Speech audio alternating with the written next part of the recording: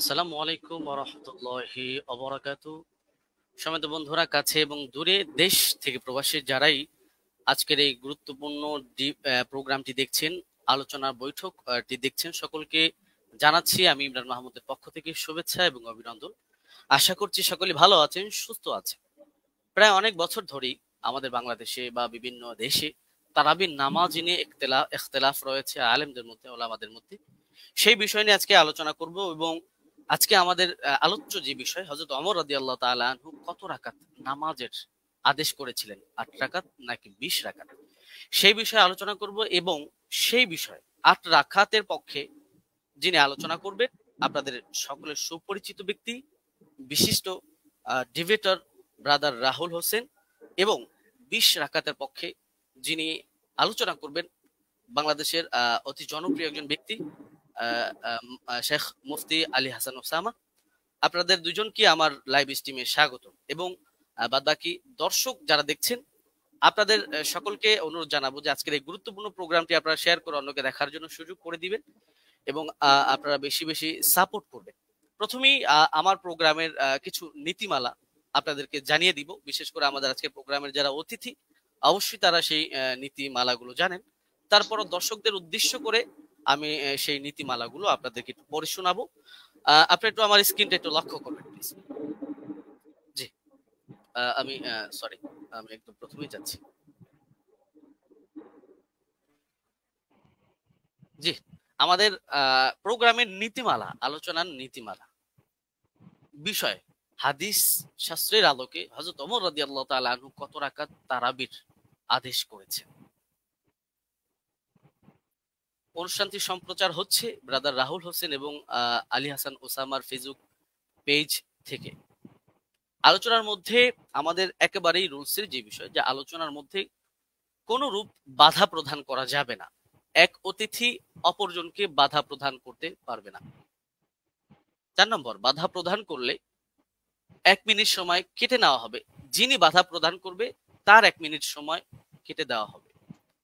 5 number, যিনি আলোচনা করছেন, যাকে বাধা দেওয়া হচ্ছে, তার 1 মিনিট সময় তাকে বাড়িয়ে দেওয়া হবে। 6 নম্বর, বিষয়ের বাহিরে অপ্রাসঙ্গিক কথা বললে, আমি সঞ্চালক হিসেবে ইমরান মাহমুদ আছি, অবশ্যই আমি অতিথিদেরকে থামানোর অধিকার রাখি বা থামানোর অধিকার থাকবে। 7 নম্বর, আলোচনার 4টি পর্যায়ের মানে আলোচনাটা 4টা পর্যায়ে হবে এবং সেই পর্যায়গুলো আমি আপনাদেরকে বলবো। প্রথম পর্ব, কেস প্রেজেন্ট, নিজেদের দাবির পক্ষে প্রমাণ উপস্থাপন। এখানে একটি বিষয় আমি বলবো যে কেস প্রেজেন্টে অবশ্যই সবাই সবার দাবি প্রেজেন্ট করবে, অপরের দাবির উপরে খণ্ডন করবে না, শুধু নিজের দাবি নিয়েই আলোচনা করবে। 5 নম্বর, প্রথম কেস প্রেজেন্ট, যিনি একেবারে প্রথমেই প্রেজেন্ট করবেন, ব্রাদার রাহুল হোসেন, তিনি প্রথমেই 15 মিনিট আলোচনা করবেন। দ্বিতীয়তে মুফতি আলী হাসান ওসামা, তিনি 15 মিনিট আলোচনা করবেন। 10 নম্বর, খণ্ডন পর্ব, ব্রাদার রাহুল হোসেন প্রথম 15 মিনিট আলোচনা করবেন, আলী হাসান ওসামা দ্বিতীয়তে 15 মিনিট আলোচনা করবেন। 11 নম্বর, খণ্ডন পর্ব, ব্রাদার রাহুল হোসেন 15 মিনিট আলোচনা করবেন, আলী হাসান ওসামা 15 মিনিট আলোচনা করবেন। এখানে আমি একটি বিষয় আপনাদেরকে জানিয়ে রাখার জন্য বলে রাখি যে 3টি যে পর্ব আমরা করেছি, এই পর্বে 3টা পর্বই 15 মিনিট করে আলোচনার সময় থাকছে। অনেক সময় দেখা যায় যে অতিথিরা আলোচনা করার ক্ষেত্রে তাদের দেখা যায় 15 মিনিটে তাদের দাবিগুলো উপস্থাপন শেষ হয় না। সেই কারণে আমি উপস্থাপক পরিচালনার কমিটির পক্ষ থেকে অতিথিদেরকে 2 মিনিট করে সময় দেওয়া হবে, যেহেতু এটা কোনো ডিবেট না, আলোচনার প্রোগ্রাম। সেক্ষেত্রে তারা চাইলে এই 2 মিনিট সময় ব্যবহার করতে পারবে, নচেত তারা 15 মিনিটই তাদের আলোচনা শেষ করবে। এবং একেবারে শেষ যে পর্বটা, উপসংহার পর্ব, ব্রাদার রাহুল হোসেন তিনি তিনার আলোচনা যেগুলো করেছেন সেগুলো রিভিউ 5 মিনিট আলোচনা করবেন, এবং আলী হাসান ওসামা তিনিও 5 মিনিট আলোচনা করবেন। বিশেষ দ্রষ্টব্য এই পর্বে তিনি তিনার আলোচনা যেগুলো করেছেন যে আলী হাসান ওসামা সাহেবের ডিভাইসটা প্লিজ। এই পর্বে উভয়ের পক্ষের বক্তা নতুন কোনো তথ্য ব্যবহার করতে পারবে না, যেহেতু এটা লাস্ট পর্ব। এখানে কেউ কাউকে খণ্ডন করার সুযোগ থাকছে না, সেই ক্ষেত্রে কেউ কারো নতুন তথ্য অ্যাড করতে পারবে না। আচ্ছা, 13 নম্বর, সভাপতি সাহেব মেবি সঞ্চালক সাহেব আমি আলোচ্য বিষয়ের উপর মন্তব্য ছাড়াই অনুষ্ঠানটি শেষ করে দিবেন। এটা আমাদের প্রোগ্রামের নীতিমালা ছিল, নীতিমালা। এবং আমাদের প্রোগ্রামের আরেকটি বিষয় হচ্ছে গুরুত্বপূর্ণ, যে আমরা যখন আলোচনা করব প্রতিপক্ষ যেই থাকুক আমরা তাকে সম্মান সূচক শব্দ ব্যবহার করে আলোচনা করব, কোন রকমের অসম্মান সূচক শব্দ আমরা ব্যবহার করব না। শুধু প্রতিপক্ষ বক্তার ক্ষেত্রে নয়, প্রতিপক্ষের মুরব্বী ওলামায়ে কেরাম বা তার তিনি যাদেরকে অনুসরণ করেন তাদের যে কেউ হোক, কাউকে কটাক্ষ করে কোনো রকমের কথা বলা যাবে না, সুন্দর শব্দ দিয়ে তাদেরকে বলতে হবে। যদি কেউ অসুন্দর শব্দ ব্যবহার করে, যদি কেউ অবাঞ্ছনীয় শব্দ ব্যবহার করে, অবশ্যই সঞ্চালক হিসাবে আমি তাকে এই শব্দটা এক্সপান্স করাবো, উইথড্র করাবো। যাই হোক, আমি আমার আলোচনার শর্তগুলো, নীতিমালাগুলো আপনাদেরকে পড়ে শোনালাম।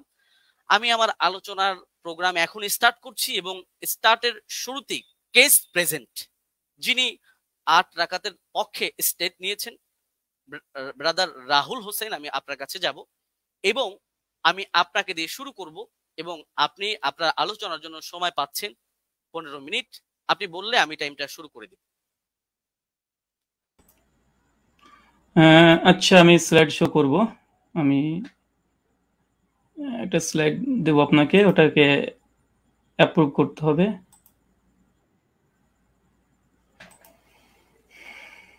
হ্যাঁ, প্রেজেন্টেশন 1 বলে একটা আছে।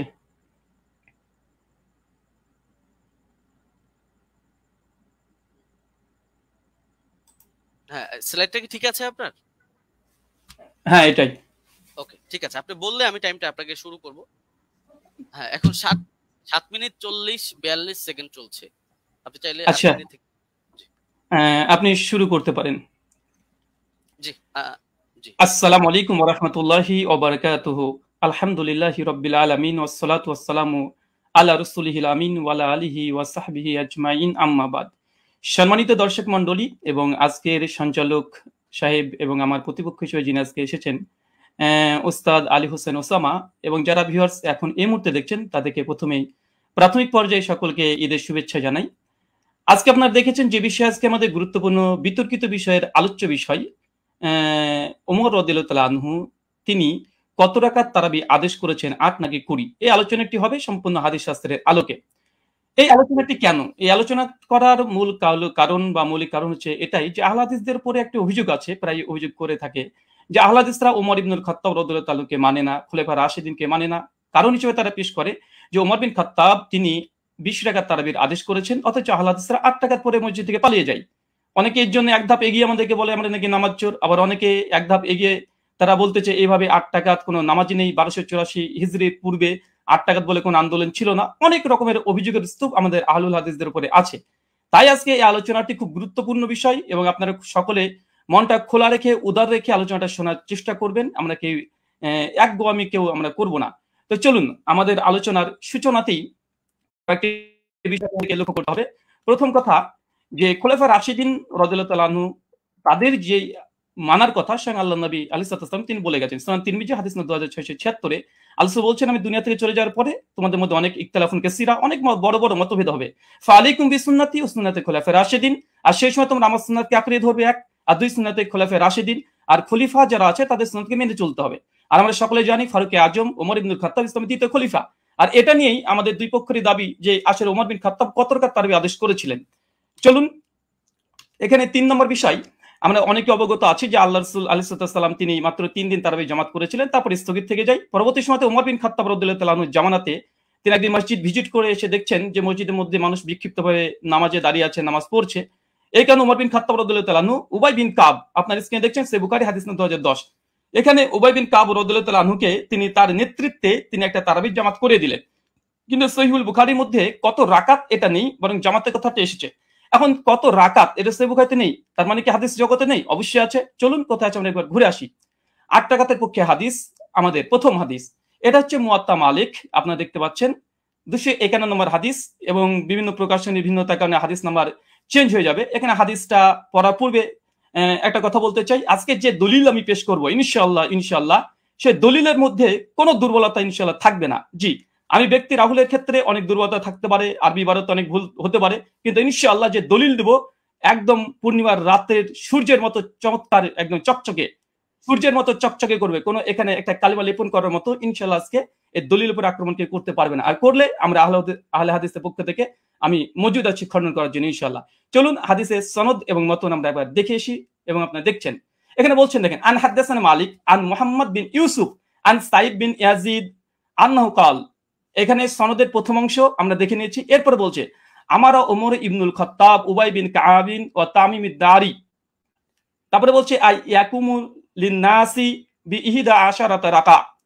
এখানে উমর বিন খাত্তাব রাদিয়াল্লাহু তাআলা আনহু তিনি বলছেন, তিনি আদেশ করছেন, ওমর বিন খাত্তাব তিনি আমর করছেন, আদেশ করছেন কাকে? উবাই বিন কাব আর তামিম দারিকে। কি আদেশ করছেন? যেন মানুষদেরকে নিয়ে তিনি 11 রাকাত তারাবির সালাত আদায় করে। এই হচ্ছে আহলে হাদিসদের প্রথম দলিল। আর এই দলিল দিয়েই আজকে আমাদের যে কেস, যে আমরা আহলে হাদিসরা 8 টাকা তারাবি জামাতে পড়ি, এটা ওমর বিন খাত্তাব রাদিয়াল্লাহু আনহু আদেশ করেছেন। আদেশ স্পষ্ট মজুদ আছে আলহামদুলিল্লাহ। এবং কাকে আদেশ করেছে? উবাই বিন কাব, তামিম দারিকে। এটা হচ্ছে আমাদের প্রথম দলিল, মুয়াত্তা মালিক 251 নম্বর হাদিস। এখানে লক্ষণীয় শুধু এই হাদিসটা যে মুয়াত্তা মালিকে এসেছে এমনটা নয়, এই হাদিসের তাখরিজ দেখেন সহিহ কুবরা লিন-নাসাই হাদিস নাম্বার 4670 এই সনদ মালিক থেকে আসছে। 3 নম্বর আরেকটা আছে শারহু মানিল আল আসালি তহাবি। ইমাম তহাবি হানাফি মাযহাবের বিশেষ করে তিনি বড় ফকি এবং মুহাদ্দিস। হাদিস নাম্বার 1741 তিনিও সনদ সহকারে ইমাম মালিক থেকে এর থেকে পেশ করেছে। চতুর্থ প্রমাণ মারিফাতুস সুনান আল আসার লিল বাইহাকি, হাদিস নাম্বার 5413 ইমাম বাইহাকি আল মুতাফা 458 হিজরি তিনিও নিয়ে এসেছেন। আচ্ছা, তারপরে 5 নম্বর শারহুস সুন্নান লিল বাগাবি, চতুর্থ খণ্ডে 120 নম্বর পৃষ্ঠায় ইমাম মালিকের সূত্রে এই হাদিসটাকে তিনি নিয়ে এসেছেন। আরো যারা আপনারা দেখবেন মাদ্রাসাতে মিশকাত পড়তে হয়, না পড়লে কেউ তালিমি হতে পারে না। মিশকাত হাদিস নাম্বার 1302 আপনারা দেখতে পাচ্ছেন মুয়াত্তা মালিকের সনদ সহ এখানে মতনটাকে উল্লেখ করা হয়েছে। আর যারা দারসি নুসখা দেখতে চাচ্ছেন দেবন্দি থেকে প্রকাশনী, সেটা হচ্ছে প্রথম 115 নম্বর পৃষ্ঠায় লাইন নম্বর 9 থেকে 11তে আপনারা দেখে নিতে পারবেন। আর এটা মিসকাতুল মাসাবি, যারা বাংলা দেখতে চান, অনেক বাংলা শ্রোতা আছে, আমার বক্তৃতার সত্যতা যাচাই করে নেবেন। মিসকাতুল মাসাবি হাদিস নাম্বার 1302 এটা আপনি পেয়ে যাবেন। এবং মুয়াত্তা মালিক যেটি ইসলামিক ফাউন্ডেশন থেকে বের হয়ে এসেছে প্রকাশনী, এটা হচ্ছে প্রথম খণ্ডে 171 পৃষ্ঠা রিয়াত নম্বর 4 আমার এই দলিল আপনারা বাঙালি শ্রোতা যারা আছেন, যারা আরবি বোঝেন না, তাদের জন্য দিয়ে দিলাম, আপনারা দেখে নিতে পারবেন। চলুন এই হাদিসের প্রথম দেখেন, আমি যে হাদিস আমরা মতন থেকে স্পষ্ট প্রমাণ পেয়েছি যে ওমর বিন খাত্তাব উবাই বিন কাব তামিম দারিকে তিনি 11 রাকাত তারাবির নির্দেশ দিয়েছে। আলহামদুলিল্লাহ, কেস ইজ ক্লোজড, আমাদের পক্ষে এই দলিল আমরা পেশ করেছি। এখন হচ্ছে এই সনদ কি, চলেন সনদ আপনি স্ক্রিনে দেখতে পাচ্ছেন। আন মালিক আন মুহাম্মদ বিন ইউসুফ আন সাইদ বিন ইয়াজিদ, তারপরে ওমর ইবনে খাত্তাব। এই হাদিসের মধ্যে মাত্র 4টের রাবি পাচ্ছেন। এক হচ্ছে মালিক, ইমাম মালিক, মানে বুঝতে পারছেন, একবার দেখে নিন স্ক্রিনে, ইমাম মালিক। আলহামদুলিল্লাহ, ইমাম মালিক তো ইমাম মালিক, কে যারা করবে ইমাম মালিকের উপরে, আলহামদুলিল্লাহ। 2, তারপরে হচ্ছে মুহাম্মদ বিন ইউসুফ, ইনি একজন বিখ্যাত তাবেঈ। অনেক সাধারণ মানুষ তো মুহাম্মদ বিন ইউসুফকে না চিনতেও পারেন। তারপর 3 নম্বর রাবি আসছে কি? সাইদ বিন ইয়াজিদ, আলহামদুলিল্লাহ, তিনি একজন সাহাবী। চতুর্থ রাবি তিনি একজন সাহাবী, ওমর বিন খাত্তাব। আলহামদুলিল্লাহ, শুধু সাহাবী আর সাহাবী, আলহামদুলিল্লাহ, দুজন সাহাবী আর দুজন বড় ইমাম এই হাদিসটাকে রিওয়ায়াত করছে। চলেন আর একটু দেখে নিই। আমরা শুধুমাত্র বুঝতে পারলাম এই দ্বিতীয় রাবি তাবেঈ যিনি মুহাম্মদ বিন ইউসুফ, ইনাকে আমরা সাধারণ মানুষরা চিনতে পারবো না। চলুন এই মুহাম্মদ বিন ইউসুফ ইনি কে, ইনাকে একবার দেখে আসি। চলেন, মুহাম্মদ বিন ইউসুফ আল মাদানী রাহিমাহুল্লাহ এমন একজন ব্যক্তিত্ব যা সহিহ বুখারীতে আলহামদুলিল্লাহ 105 খানা হাদিস মজুদ আছে। 105 খানা আপনার স্ক্রিনে লক্ষ্য করছেন, হাদিস নাম্বার দিয়ে সার্চ করলে আপনারা দেখতে পাবেন। চলেন এরপর সনদ আবার দেখছেন, আন মালিক আন মুহাম্মদ বিন ইউসুফ আন সাইদ বিন ইয়াজিদ আন, তারপর ওমর ইবনে খাত্তাব। এই যে সনদটা ভালোভাবে দেখেন, আন মালিক আন মুহাম্মদ বিন ইউসুফ আন সাইদ বিন ইয়াজিদ। আবার দেখেন আন মুহাম্মদ বিন ইউসুফ আন সাইদ বিন ইয়াজিদ। শুধুমাত্র মুহাম্মদ বিন ইউসুফ যে সহিহ বুখারীর রাবি এমনটা নয়, বরং সহিহ বুখারীর মধ্যে আলহামদুলিল্লাহ কমপক্ষে 4টে হাদিস সেম এই চেনটা এসেছে। দেখেন সহিহ বুখারী হাদিস না 1858, হাদিস না 2824, হাদিস না 4062, কমপক্ষে 4টে হাদিস আছে আন মুহাম্মদ বিন ইউসুফ আন সাইদ বিন ইয়াজিদ, একদম পাশাপাশি আছে। শুধু মুহাম্মদ বিন ইউসুফ যে শুধুমাত্র তিনি যে বুখারীর রাবি এমনটা নয়, বরং সেম চেন যেটা মুয়াত্তা মালিকের 8 টাকাতে পক্ষে দলিল পেশ করেছি, একই চেন আলহামদুলিল্লাহ সহিহ বুখারীর মধ্যে মজুদ আছে, কমপক্ষে 3টে, আরো সহিহ মুসলিম আপনারা চেক করলে পেয়ে যাবেন। আচ্ছা, এই হাদিসের সনদ পর্যালোচনা সংক্ষিপ্তভাবে করে দিই, যা আমরা দেখলাম এতক্ষণে। প্রথম পয়েন্ট দেখেন, সাহাবী থেকে সাহাবী। কেন? ওমর বিন খাত্তাব, সাইদ বিন ইয়াজিদ। সাইদ বিন ইয়াজিদ ওমর বিন খাত্তাবের আদেশ বর্ণনা করছে, দুজনই সাহাবী, আলহামদুলিল্লাহ। এটা মুহাদ্দিসদের ভাষাতে এই সনদকে বলা হয় সিলসিলাতুল জাহাব। মানে ইমাম মালিক তিনি হচ্ছে মুসান্নিফ গ্রন্থের, আর সাহাবী পর্যন্ত যেতে মাত্র একজন রাবী লেগেছে, মাত্র একজন, আর সে হচ্ছে মুহাম্মদ বিন ইউসুফ, যিনি সহিহ বুখারীর 105 খানা হাদিস বর্ণনা করেছেন। সহিহ মুসলিম আলহামদুলিল্লাহ আছে। তৃতীয়, এই সনদের যতজন রাবী আছে সবগুলো মাদানী, আলহামদুলিল্লাহ। ইমাম মালিক মদিনার ইমাম, আলহামদুলিল্লাহ। মুহাম্মদ বিন ইউসুফ একজন বিখ্যাত তাবী, ইনিও মাদানী, আলহামদুলিল্লাহ। তাহলে দেখছেন এখানে 3টে, যে সাহাবী থেকে সাহাবী হাদিস বর্ণনা করছে, মাত্র একটা রাবী দিয়ে একদম সাহাবী ওমর বিন খাত্তাব পর্যন্ত পৌঁছে যাচ্ছে, আলহামদুলিল্লাহ। এটা যে সিলসিলাতুল জাহাব তথা গোল্ডেন চেন। এরপরে চলেন, আচ্ছা আমার স্লাইডে এক সেকেন্ড,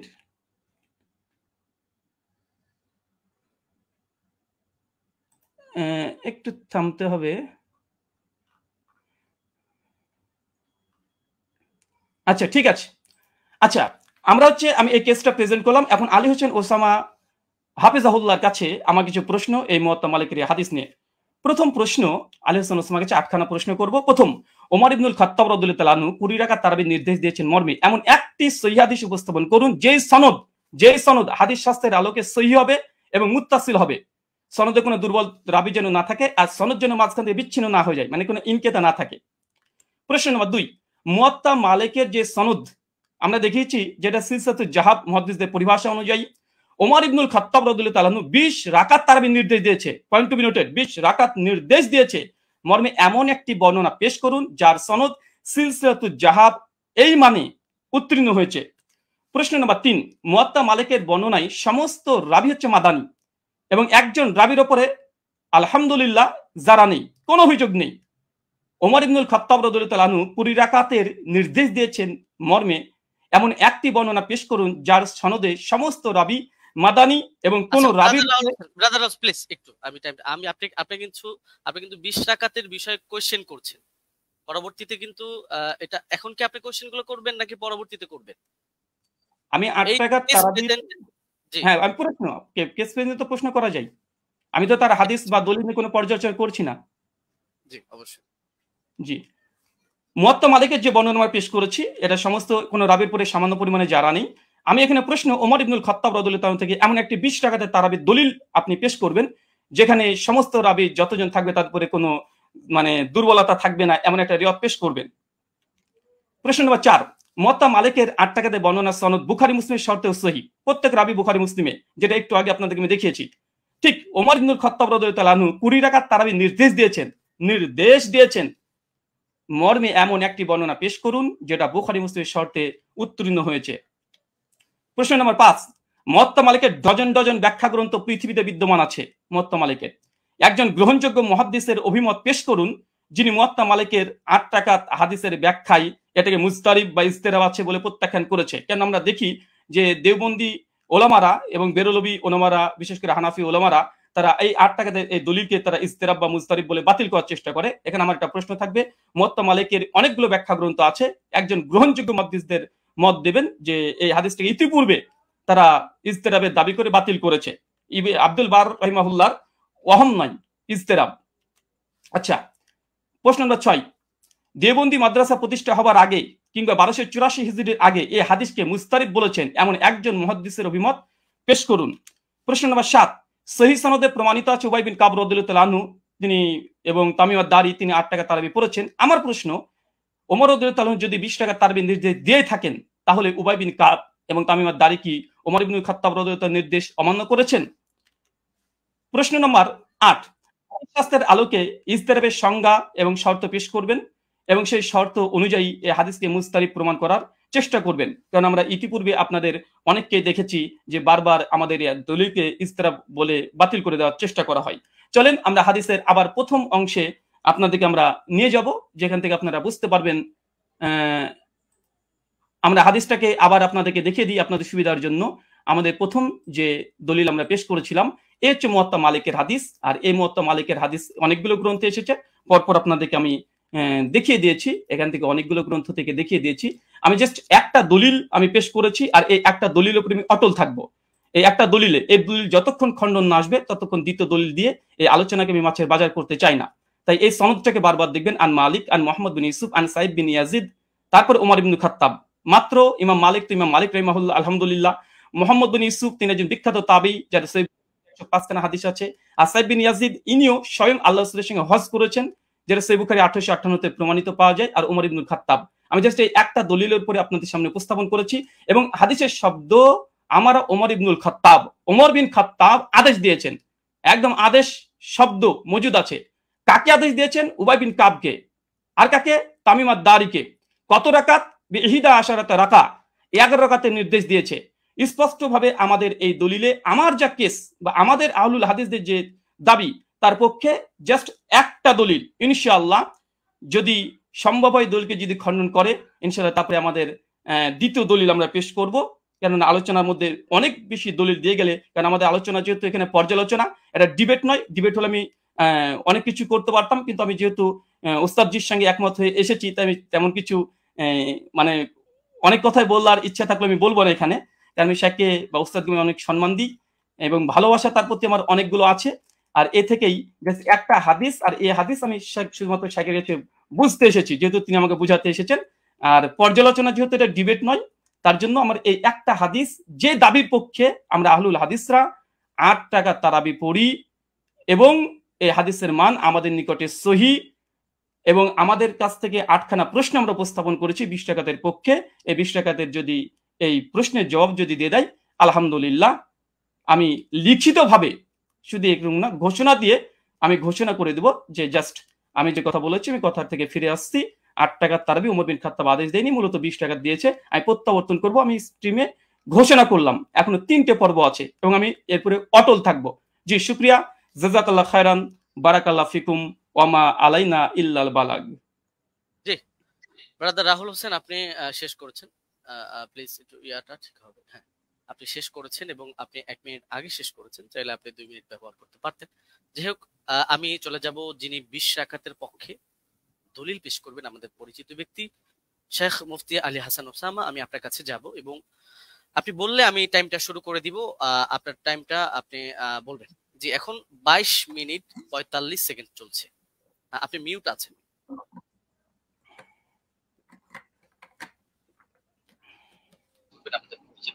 জি, শেখ মুফতি আলী হাসান ওসামা, আমি আপনার কাছে যাব এবং আপনি বললে আমি টাইমটা শুরু করে দিব। আমার আওয়াজ শোনা যাচ্ছে? আপনার আওয়াজ শোনা যাচ্ছে? আপনার পাশে একটা ফোন চলছে, ফোনটা একটু অফ করুন। আপনি মিউট আছেন বা অন্য কোন ডিভাইস চলছে। আওয়াজ কি শুনতে পাচ্ছেন? আমার আওয়াজ শুনতে পাচ্ছি। মুফতি আলী হাসান ওসামা, আমি আপনার কাছে যাব এবং আপনি বললে আমি, আপনি কি শুনতে পাচ্ছেন আমাদের? এখন আপনাকে শোনা যাচ্ছে? আপনাকে এখন শোনা যাচ্ছে? জি, ধন্যবাদ। শুরু করতে পারেন। জি, শুরু করতে পারেন। হ্যাঁ, 23 মিনিট 40 সেকেন্ড থেকে আপনার স্টার্ট। জি। হামিদান ওয়া মুসাল্লিয়ান ওয়া মুসাল্লিমা আম্মা বা'দ। আমরা মূল আলোচনায় চলে আসি কোনো ধরনের ভূমিকা ছাড়া, যেহেতু এটা কেস প্রেজেন্ট পর্ব, এখানে আমরা আমাদের দাবি উত্থাপন করব, আর ব্রাদার রাহুলের দাবি নিয়ে আমরা পরবর্তী খণ্ডন পর্বের মধ্যে বিস্তারিত আলোচনা করবো ইনশাআল্লাহ। তো ওমর রাদিয়াল্লাহু তাআলা আনহু কত রাকাত তারাবির আদেশ করেছিলেন এ নিয়ে আমরা শুরুতে দাবি করে এসেছি যে তিনি এর পক্ষে আমরা আমাদের প্রমাণ উপস্থাপন করছি। মুসান্নাফ ইবনে আবি শাইবা গ্রন্থ হাদিস নম্বর 7682।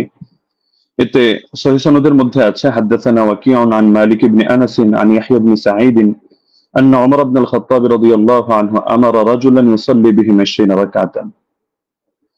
ওমর রাদিয়াল্লাহু তাআলা আনহু এক ব্যক্তিকে আদেশ করলেন তিনি তাদেরকে নিয়ে 20 রাকাত তারাবির নামাজ আদায় করবেন।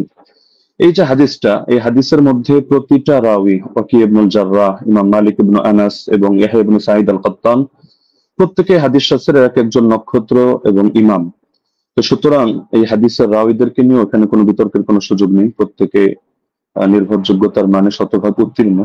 হ্যাঁ, এখন কারো কাছে একটা খটকা লাগতে পারে যে ইয়াহিয়া ইবনে সাঈদ আল কাত্তান রাহমাতুল্লাহি আলাইহি তিনি তো ওমর ইবনুল খাত্তাব রাদিয়াল্লাহু আনহু জামানা পাননি, তাহলে তো মনে হচ্ছে যে হাদিসটা বিচ্ছিন্ন হয়ে যাচ্ছে, সূত্র বিচ্ছিন্ন, অর্থাৎ মাঝখানে কোনো একজন বর্ণনাকারী বাদ পড়ে গেছেন এবং তার সূত্রে তিনি বর্ণনা করছেন।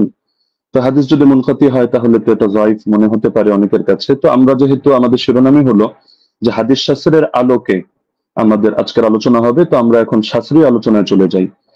আমরা শাস্ত্রীয় আলোচনার অনেকগুলো পয়েন্ট দিয়ে দেখাবো যে এই হাদিসের মধ্যে কোনো ধরনের দুর্বলতা নেই এবং হাদিসটা সর্বোচ্চ পর্যায়ে গ্রহণযোগ্য সহিহ। 1 নম্বর মূলনীতিতে আসি।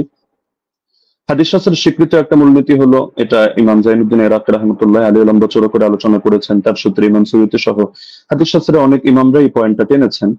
وإن روى التابعي عن الصحابي قصة أدرك وقوعها فمتصل وكذا إن لم يدرك وقوعها ولكن أسندها له وإلا فمنقطعة। তাবিঈ যদি সাহাবী থেকে এমন কোন বিষয়, এমন কোন ঘটনা বর্ণনা করেন যেটা তিনি পেয়েছেন, অর্থাৎ তিনি তো তাকে নিজের চোখে দেখেননি, কিন্তু ঘটনাটা ক্রমবর্ধমান ভাবে চলে আসছে এবং পরবর্তীতে তার জামানায়ও তিনি ঘটনাটা পেয়েছেন, তাহলে হাদিস শাস্ত্রের বিবেচনা এটাকে মুত্তাসিল বলে গণ্য করা হয়। যদিও বাহ্য দৃষ্টিতে যারা হাদিস শাস্ত্রের জ্ঞান রাখেন, অজ্ঞদের চোখে মনে হতে পারে এটা সূত্র বিচ্ছিন্ন, কিন্তু এটা ইমামরা স্পষ্ট বলে যাচ্ছেন যে না, এটা হুকুমের বিবেচনা, এটাকে মুনকাতি সূত্র বিচ্ছিন্ন ধরা হয় না, বরং মুত্তাসিল হিসাবেই ধরা হয়।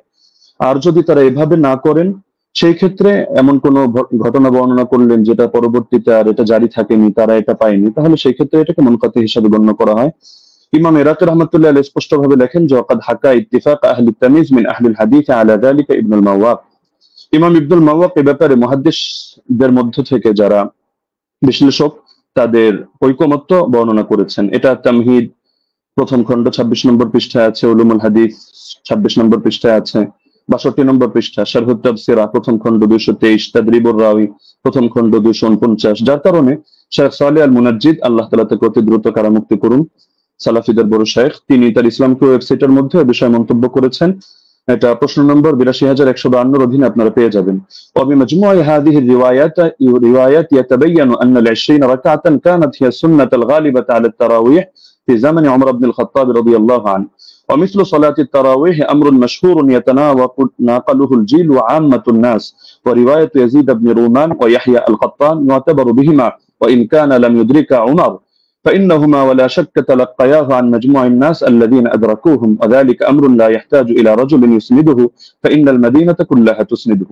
পুরো এবারটা আমি শুনিয়ে দিলাম, যার মূল সারমর্ম এটাই দাঁড়াচ্ছে যে যদিও ইয়াহিয়া আল কাত্তান এবং ইয়াজিদ ইবনে রুমান সরাসরি ওমর রাদিয়াল্লাহু আনহু সাক্ষাৎ পাননি, কিন্তু এটা হাদিসের বিশুদ্ধতার মধ্যে কোনো সমস্যা হবে না, এটাকে বিচ্ছিন্ন ধরা হবে না, কারণ এটা তারা এই পরিমাণ বিপুল পরিমাণ মানুষ থেকে এটা তারা লাভ করেছেন এই সংক্রান্ত বর্ণনা, যারা সরাসরি ওমর থেকে এটা দেখেছেন।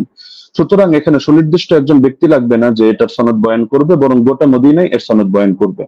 তো সুতরাং দেখা যাচ্ছে যে যারা হাদিস শাস্ত্র সম্পর্কে অজ্ঞ তাদের কাছে সূত্র বিচ্ছিন্ন মনে হলো, যেহেতু শাস্ত্রের আলোকে আলোচনা, সুতরাং মূলনীতির আলোকে আমরা স্পষ্ট দেখালাম যে এটা সূত্র বিচ্ছিন্ন নয়, বরং এটা মুত্তাসিল হিসাবে ধর্তব্য হবে। দ্বিতীয় হলো, ইমাম ইয়াহইয়া ইবনে সাঈদ আল কাত্তান রাহমাতুল্লাহি আলাইহি তিনি যেন তেন ব্যক্তিত্ব নন, তিনি জরাতে আদিল শাস্ত্রের ইমাম, অর্থাৎ যার মতামত নিয়ে আমরা অন্যদেরকে মেপে থাকি, এবং তার ব্যাপারে জরাতে আদিল শাস্ত্রে স্পষ্ট লেখা আছে যে তিনি যার তার থেকে হাদিস রিওয়ায়াত করেন না। যেমন তাহদিবুত তাহদিব 4th খণ্ড 357 পৃষ্ঠা, তাহদিবুল কামাল 31 নম্বর খণ্ড 329 পৃষ্ঠা, এখানে ইমাম এজিল সূত্রে লেখা আছে বসরিয়ুন সিকাতুন নাকিউল হাদিস কানা লা ইউহাদ্দিসু ইল্লা আন সিকা। ইমাম ইয়াহইয়া ইবনে সাঈদ আল কাত্তান তিনি শুধু সিকা রাওয়ীদের থেকে হাদিস বয়ান করেন, যার তার থেকে বয়ান করেন না। একইভাবে আস-সিকাত কিতাব 7ম খণ্ড 611 পৃষ্ঠা, তাহদিবুত তাহদিব 4th খণ্ড 357 পৃষ্ঠা, ইকমালু তাহদিবুল কামাল 12 নম্বর খণ্ড 313 পৃষ্ঠা, তাহদিবুল কামাল 31 নম্বর খণ্ড 329 পৃষ্ঠা, এগুলোতে স্পষ্ট লেখা আছে যে ওয়া আমানা ফিল বাহসি আনিন নাকলি ওয়া তারাকা দুআফা। ইমাম ইয়াহইয়া ইবনে সাঈদ আল কাত্তান তিনি হাদিস শাস্ত্র বয়ান করার ক্ষেত্রে তিনি গভীরভাবে কাজটা করেন, তিনি যায়িফ রাওয়ীদেরকে পরিহার করেন। একইভাবে ইমাম আহমদ বিন হাম্বলের একাধিক মত আমরা বর্ণনা করতে পারবো এক্ষেত্রে, যেমন আল জারহ ওয়াত তা'দীল ইবনে আবি হাতিম প্রথম খণ্ড 232 পৃষ্ঠা, সেখানে ইমাম আহমদ বিন হাম্বল সূত্রে আছে, তিনি বলেছেন মা রাআইনা মিসলা ইয়াহইয়া ইবনে সাঈদ ফি হাদা শা'n ইয়ানি ফি মারিফাতিল হাদিস ওয়া রুওয়াতিহি ওয়া কানা সাহিব হাদা শা'n। আমরা ইয়াহইয়া ইবনে সাঈদের মতো ব্যক্তি এই শাস্ত্রে দেখিনি, অর্থাৎ হাদিস জানা এবং হাদিসের বর্ণনাকারীদের ব্যাপারে জানা, তিনি এই ব্যাপারে বিশেষ পাণ্ডিত্যের অধিকারী ছিলেন। এরকম আরো বহুত মতামত দেখানো সম্ভব, যেমন তিনি অন্যত্র এটাও আছে, তিনি বলেন আল-জারহ ওয়া তা'দীল ইবনে আবি হাতিম 232 পৃষ্ঠায় এই মন্তব্য আছে যে কানা ইয়াহইয়া আবসারাহুম বির-রিজাল ওয়া আনকাহুম হাদিসা। ইয়াহইয়া রিজাল সম্পর্কে সবচেয়ে বেশি সূক্ষ্মদর্শী এবং তিনি হাদিসগুলো খুব স্বচ্ছভাবে বর্ণনা করে থাকেন। তো সুতরাং তিনি যার তার থেকে হাদিস বর্ণনা করবেন না, এটা স্পষ্ট বিষয়। এবং এখানে তো যার তার থেকে করার প্রশ্নই আসছে না, কারণ এখানে যেহেতু গোটা মদিনাবাসী এই ব্যাপারে প্রত্যক্ষ সাক্ষী। 3 নম্বরে, যদি আমরা তর্কের খাতিরে এটাকে মুরসাল বলিও, তবু এই জাতীয় মুরসালরা সকলের মতে গ্রহণযোগ্য। যেমন হাফিজ ইবনুল কাইয়িম রাহিমাহুল্লাহর স্পষ্ট মন্তব্য আছে জাদুল মাআদ কিতাবে প্রথম খণ্ড 367 নম্বর পৃষ্ঠায়, ওয়াল মুরসাল ইযা ইত্তাসালা বিহি আমালুন ওয়া আদ্দাদাহু কিয়াসুন আও কাওলু সাহাবিয়্যিন আও কানা মুরসিলুহু মা'রুফান বিইখতিয়ারি আশ-শুয়ুখ ওয়া রাগবাতিহি আন আর-রিওয়ায়াতি عن الضعفاء والمتروكين ونحو ذلك مما يقتضي قوته عمل به।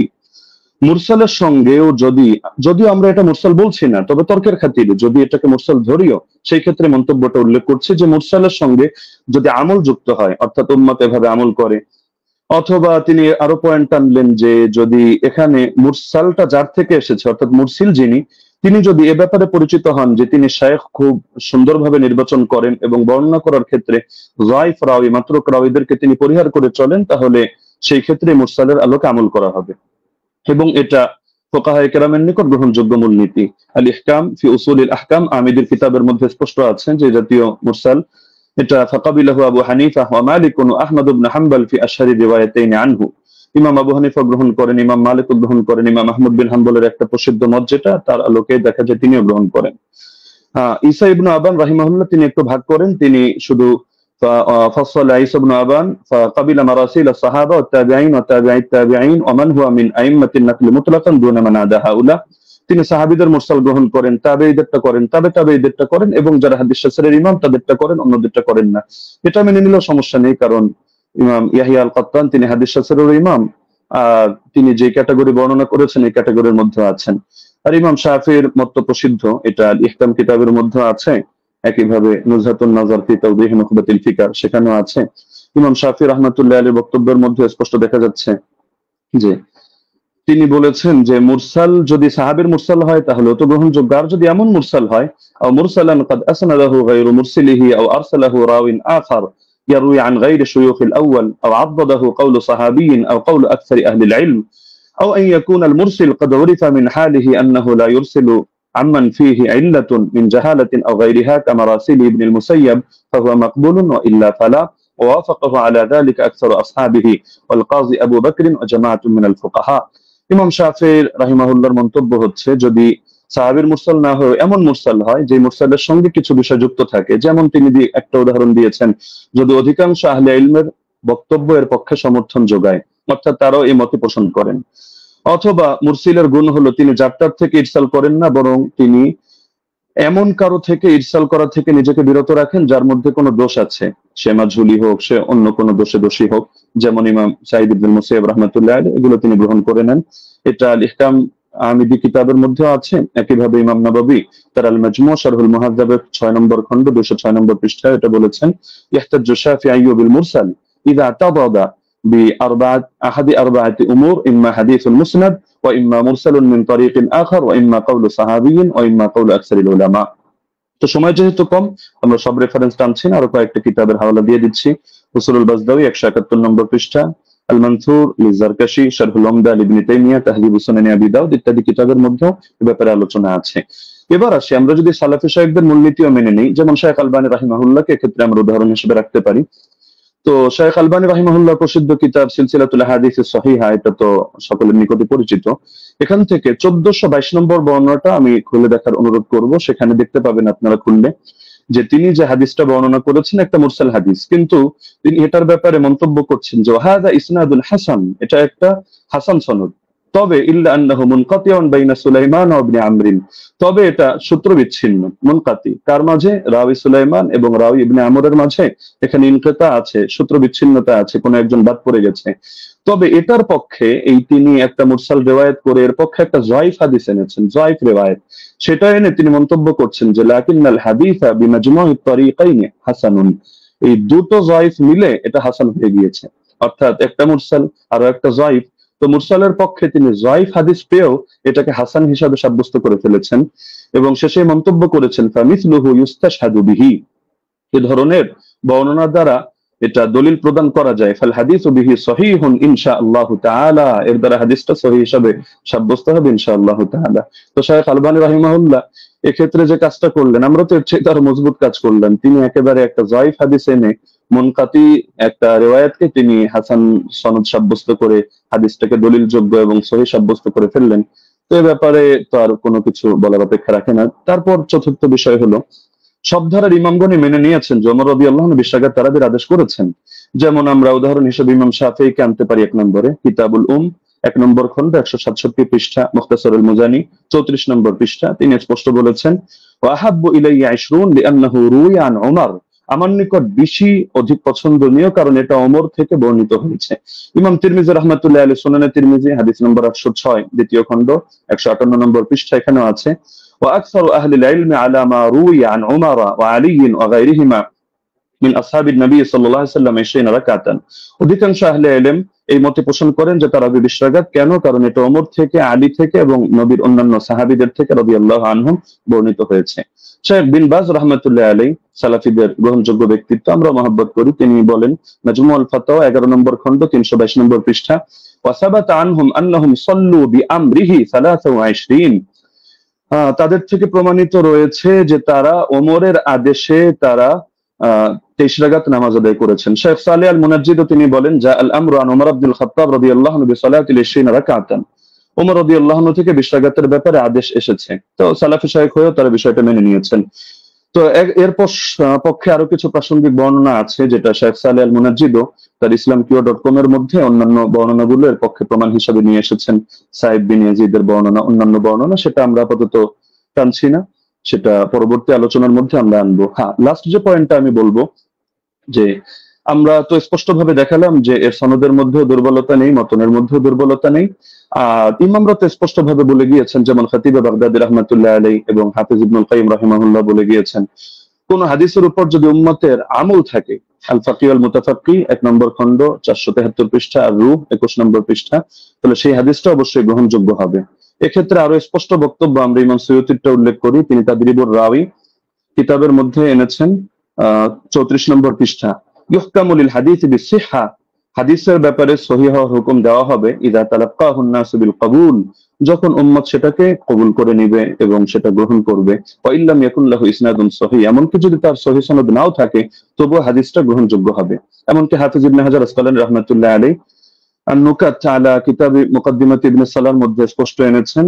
এটা আপনারা আন-নুকাত আলা কিতাব ইবনে সালাহর মধ্যে প্রথম খন্ড 494 495 পৃষ্ঠায় পাবেন যে মিন জুমলাতি সিফাতিল কবুল আল্লাতী লাম ইয়াতাআররাজ লাহা শাইখুনা ইয়াকসিদু জাইনাদ্দিন আল ইরাকি আন ইয়াত্তাফিক আল উলামা আলা আল আমাল বিমাদলুল হাদিস ফাইন্নাহু ইউকবালু হাত্তা ইয়াজিব আল আমালু বিহি ওয়া ক্বাদ সাররাহা বিযালিকা জামাআতুন মিন আইম্মাতিল উসুল।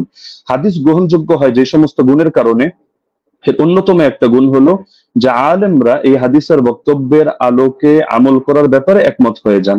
তো এরকম যদি হয় তাহলে সেই হাদিসটা অবশ্যই কবুল হয় এবং তার দ্বারা আমল করা আবশ্যক হয়ে যায়। এটা হাদিসের মূলনীতি সংক্রান্ত আলোচনা যারা করেছেন যে ইমামরা, তারা স্পষ্টভাবে এই ব্যাপারে বক্তব্য দিয়েছেন। তো এটা হাফিজ ইবনে হাজার আসকালানী রাহমাতুল্লাহি আলাইহি বক্তব্য। তো আলোচনা আরো দীর্ঘ করা যেত, বাকি সময় যেহেতু সংক্ষিপ্ত, আমরা যে পয়েন্টগুলো টানলাম, তো ব্রাদার রাহুলের মধ্যে থেকে কোনো একটা পয়েন্ট টেনে তিনি যদি দেখাতে পারেন যে না এই শাস্ত্রের এই মূলনীতিগুলো ভুল বা এর আলোকে এটা প্রমাণিত হয় না, তাহলে আমরা তার প্রতি কৃতজ্ঞ থাকবো যে হাদিস শাস্ত্রের নতুন আরেকটা জিনিস অ্যাড হলো। তো সুতরাং আমরা শাস্ত্রের আলোকে দেখিয়ে দিলাম যে না, ইমাম ওমর রাদিয়াল্লাহু তাআলা আনহু তিনি 20 রাকাত তারাবির আদেশ করেছেন। জাযাকুমুল্লাহু খাইরান।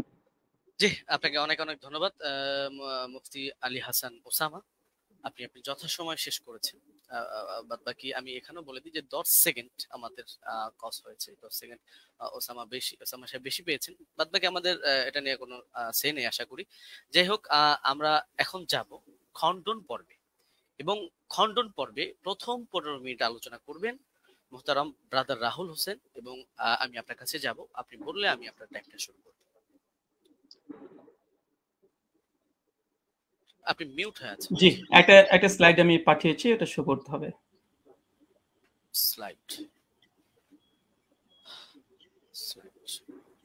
স্লাইড এটা কি একটু দেখবেন প্লিজ, এটা কি স্লাইড আপনার? জি জি জি জি জি জি জি এটাই। জি, আপনি বললে আমি টাইমটা স্টার্ট করব। ওকে, টাইম নাও স্টার্ট। জি 40 মিনিট। আলহামদুলিল্লাহ, সমস্ত ইনশাআল্লাহ সুবহানাহু ওয়া তাআলার জন্য আমাদের প্রথম পর্ব শেষ হয়েছে। তো মূল বিষয় হচ্ছে এতক্ষণ আপনারা দেখলেন যে আমাদের উস্তাদজি তিনি তার প্রেজেন্টেশনে 20 টাকার তারাবির পক্ষে তিনি দলিল উপস্থাপন করেছেন। তবে আমি হতাশ হয়েছি। হতাশ এই জন্য হয়েছি যে 8 টাকাতের পক্ষে আমরা যে হাদিসটা পেশ করেছি মুয়াত্তা মালিক থেকে মাত্র 4টে সনদে, সনদের মধ্যে না কোনো দুর্বলতা আছে, না সনদের মধ্যে কোনো রাবির উপরে আপত্তি আছে, না সনদের মধ্যে কোনো ইনকেতা সূত্র বিচ্ছিন্ন হয়েছে। এবং আমি ওস্তাদজিকে আমার 8টা প্রশ্নের মধ্যে 5 নম্বর প্রশ্ন ছিল এইটা যে এমন একটি দলিল পেশ করবেন যেখানে সূত্র কোনো ছিন্ন হয়নি, বিচ্ছিন্ন হয়নি, ইনকেতা নেই, সনের মধ্যে কোনো মুনকাতি কোনো সনদ পেশ করবেন না। দুর্ভাগ্যজনক হলে সত্য কথা, আজকে তিনি প্রথম যে দলিলটা পেশ করেছেন তিনি একটা মুনকাতি একটা দলিল পেশ করেছেন, সূত্র বিচ্ছিন্ন একটা দলিল পেশ করেছেন। এবং এখানে ইয়াহিয়া সাইদ আল কাত্তান থেকে যে রাত পেশ করেছে মুসান্নাফ ইবনে আবি শাইবা থেকে আপনারা দেখেছেন।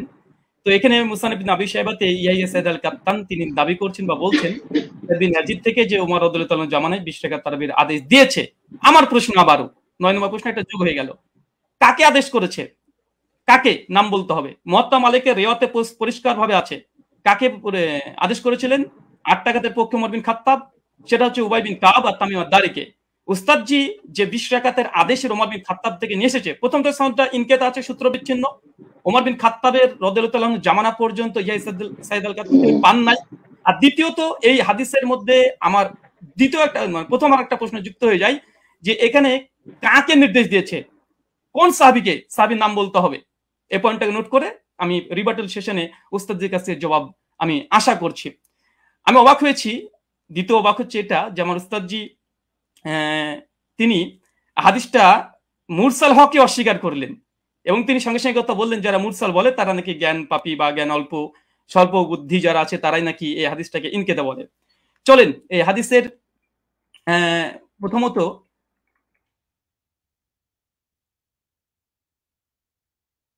আচ্ছা প্রথম হচ্ছে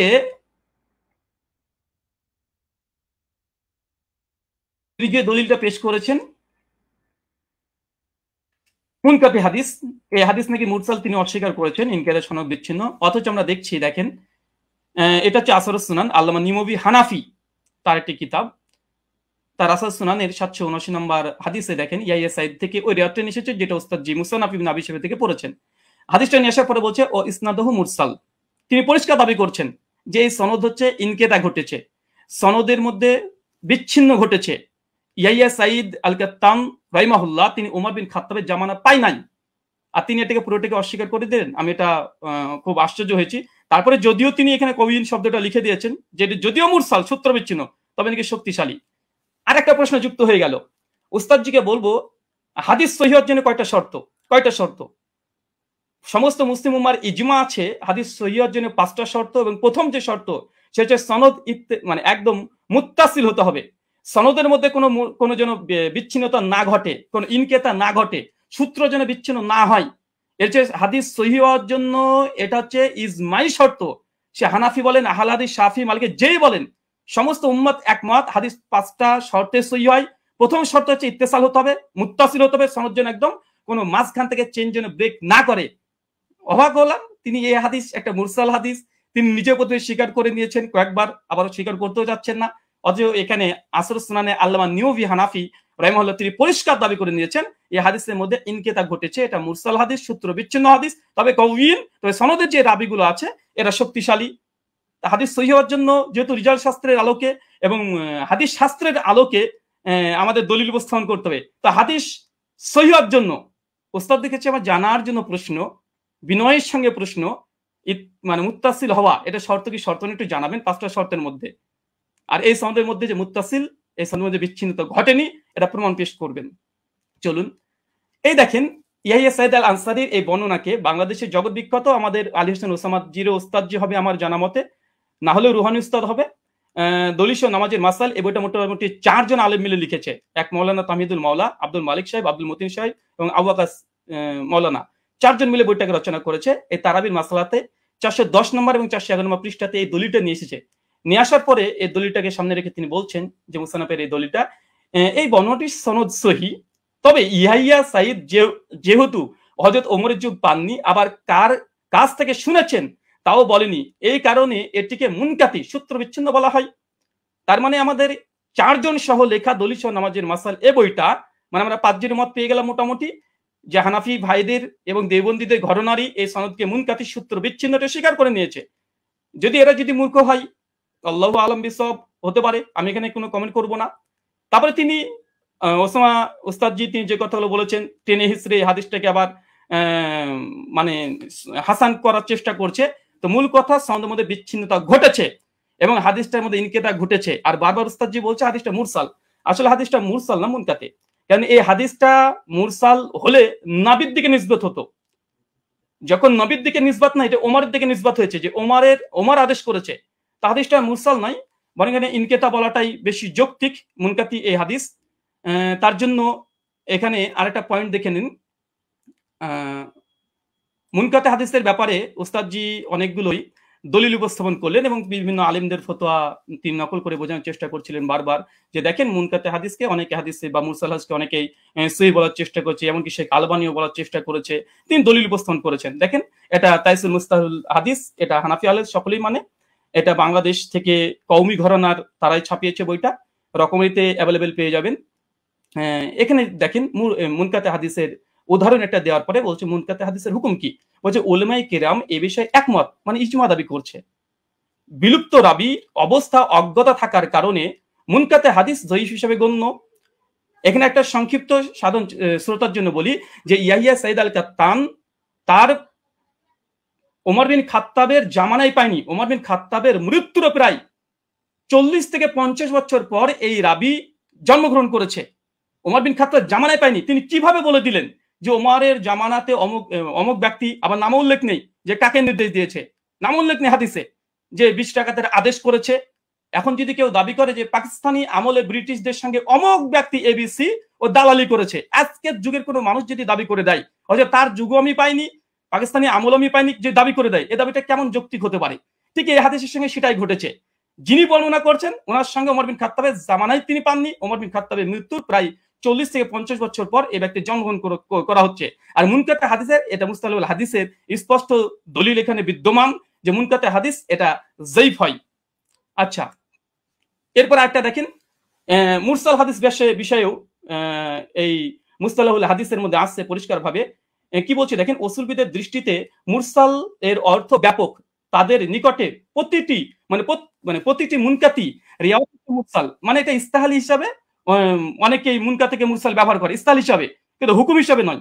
এরপর বলছে দেখেন, সনদের যে কোনো স্তর থেকে রাবি বাদ পড়ুক না কেন, খতিব বাগদাদির অভিমত হচ্ছে এইটা। এরপরে হুকুম বলছে, কি বলছে দেখেন, যে প্রকৃতপক্ষে মুরসাল হাদিসের জয়ীফ।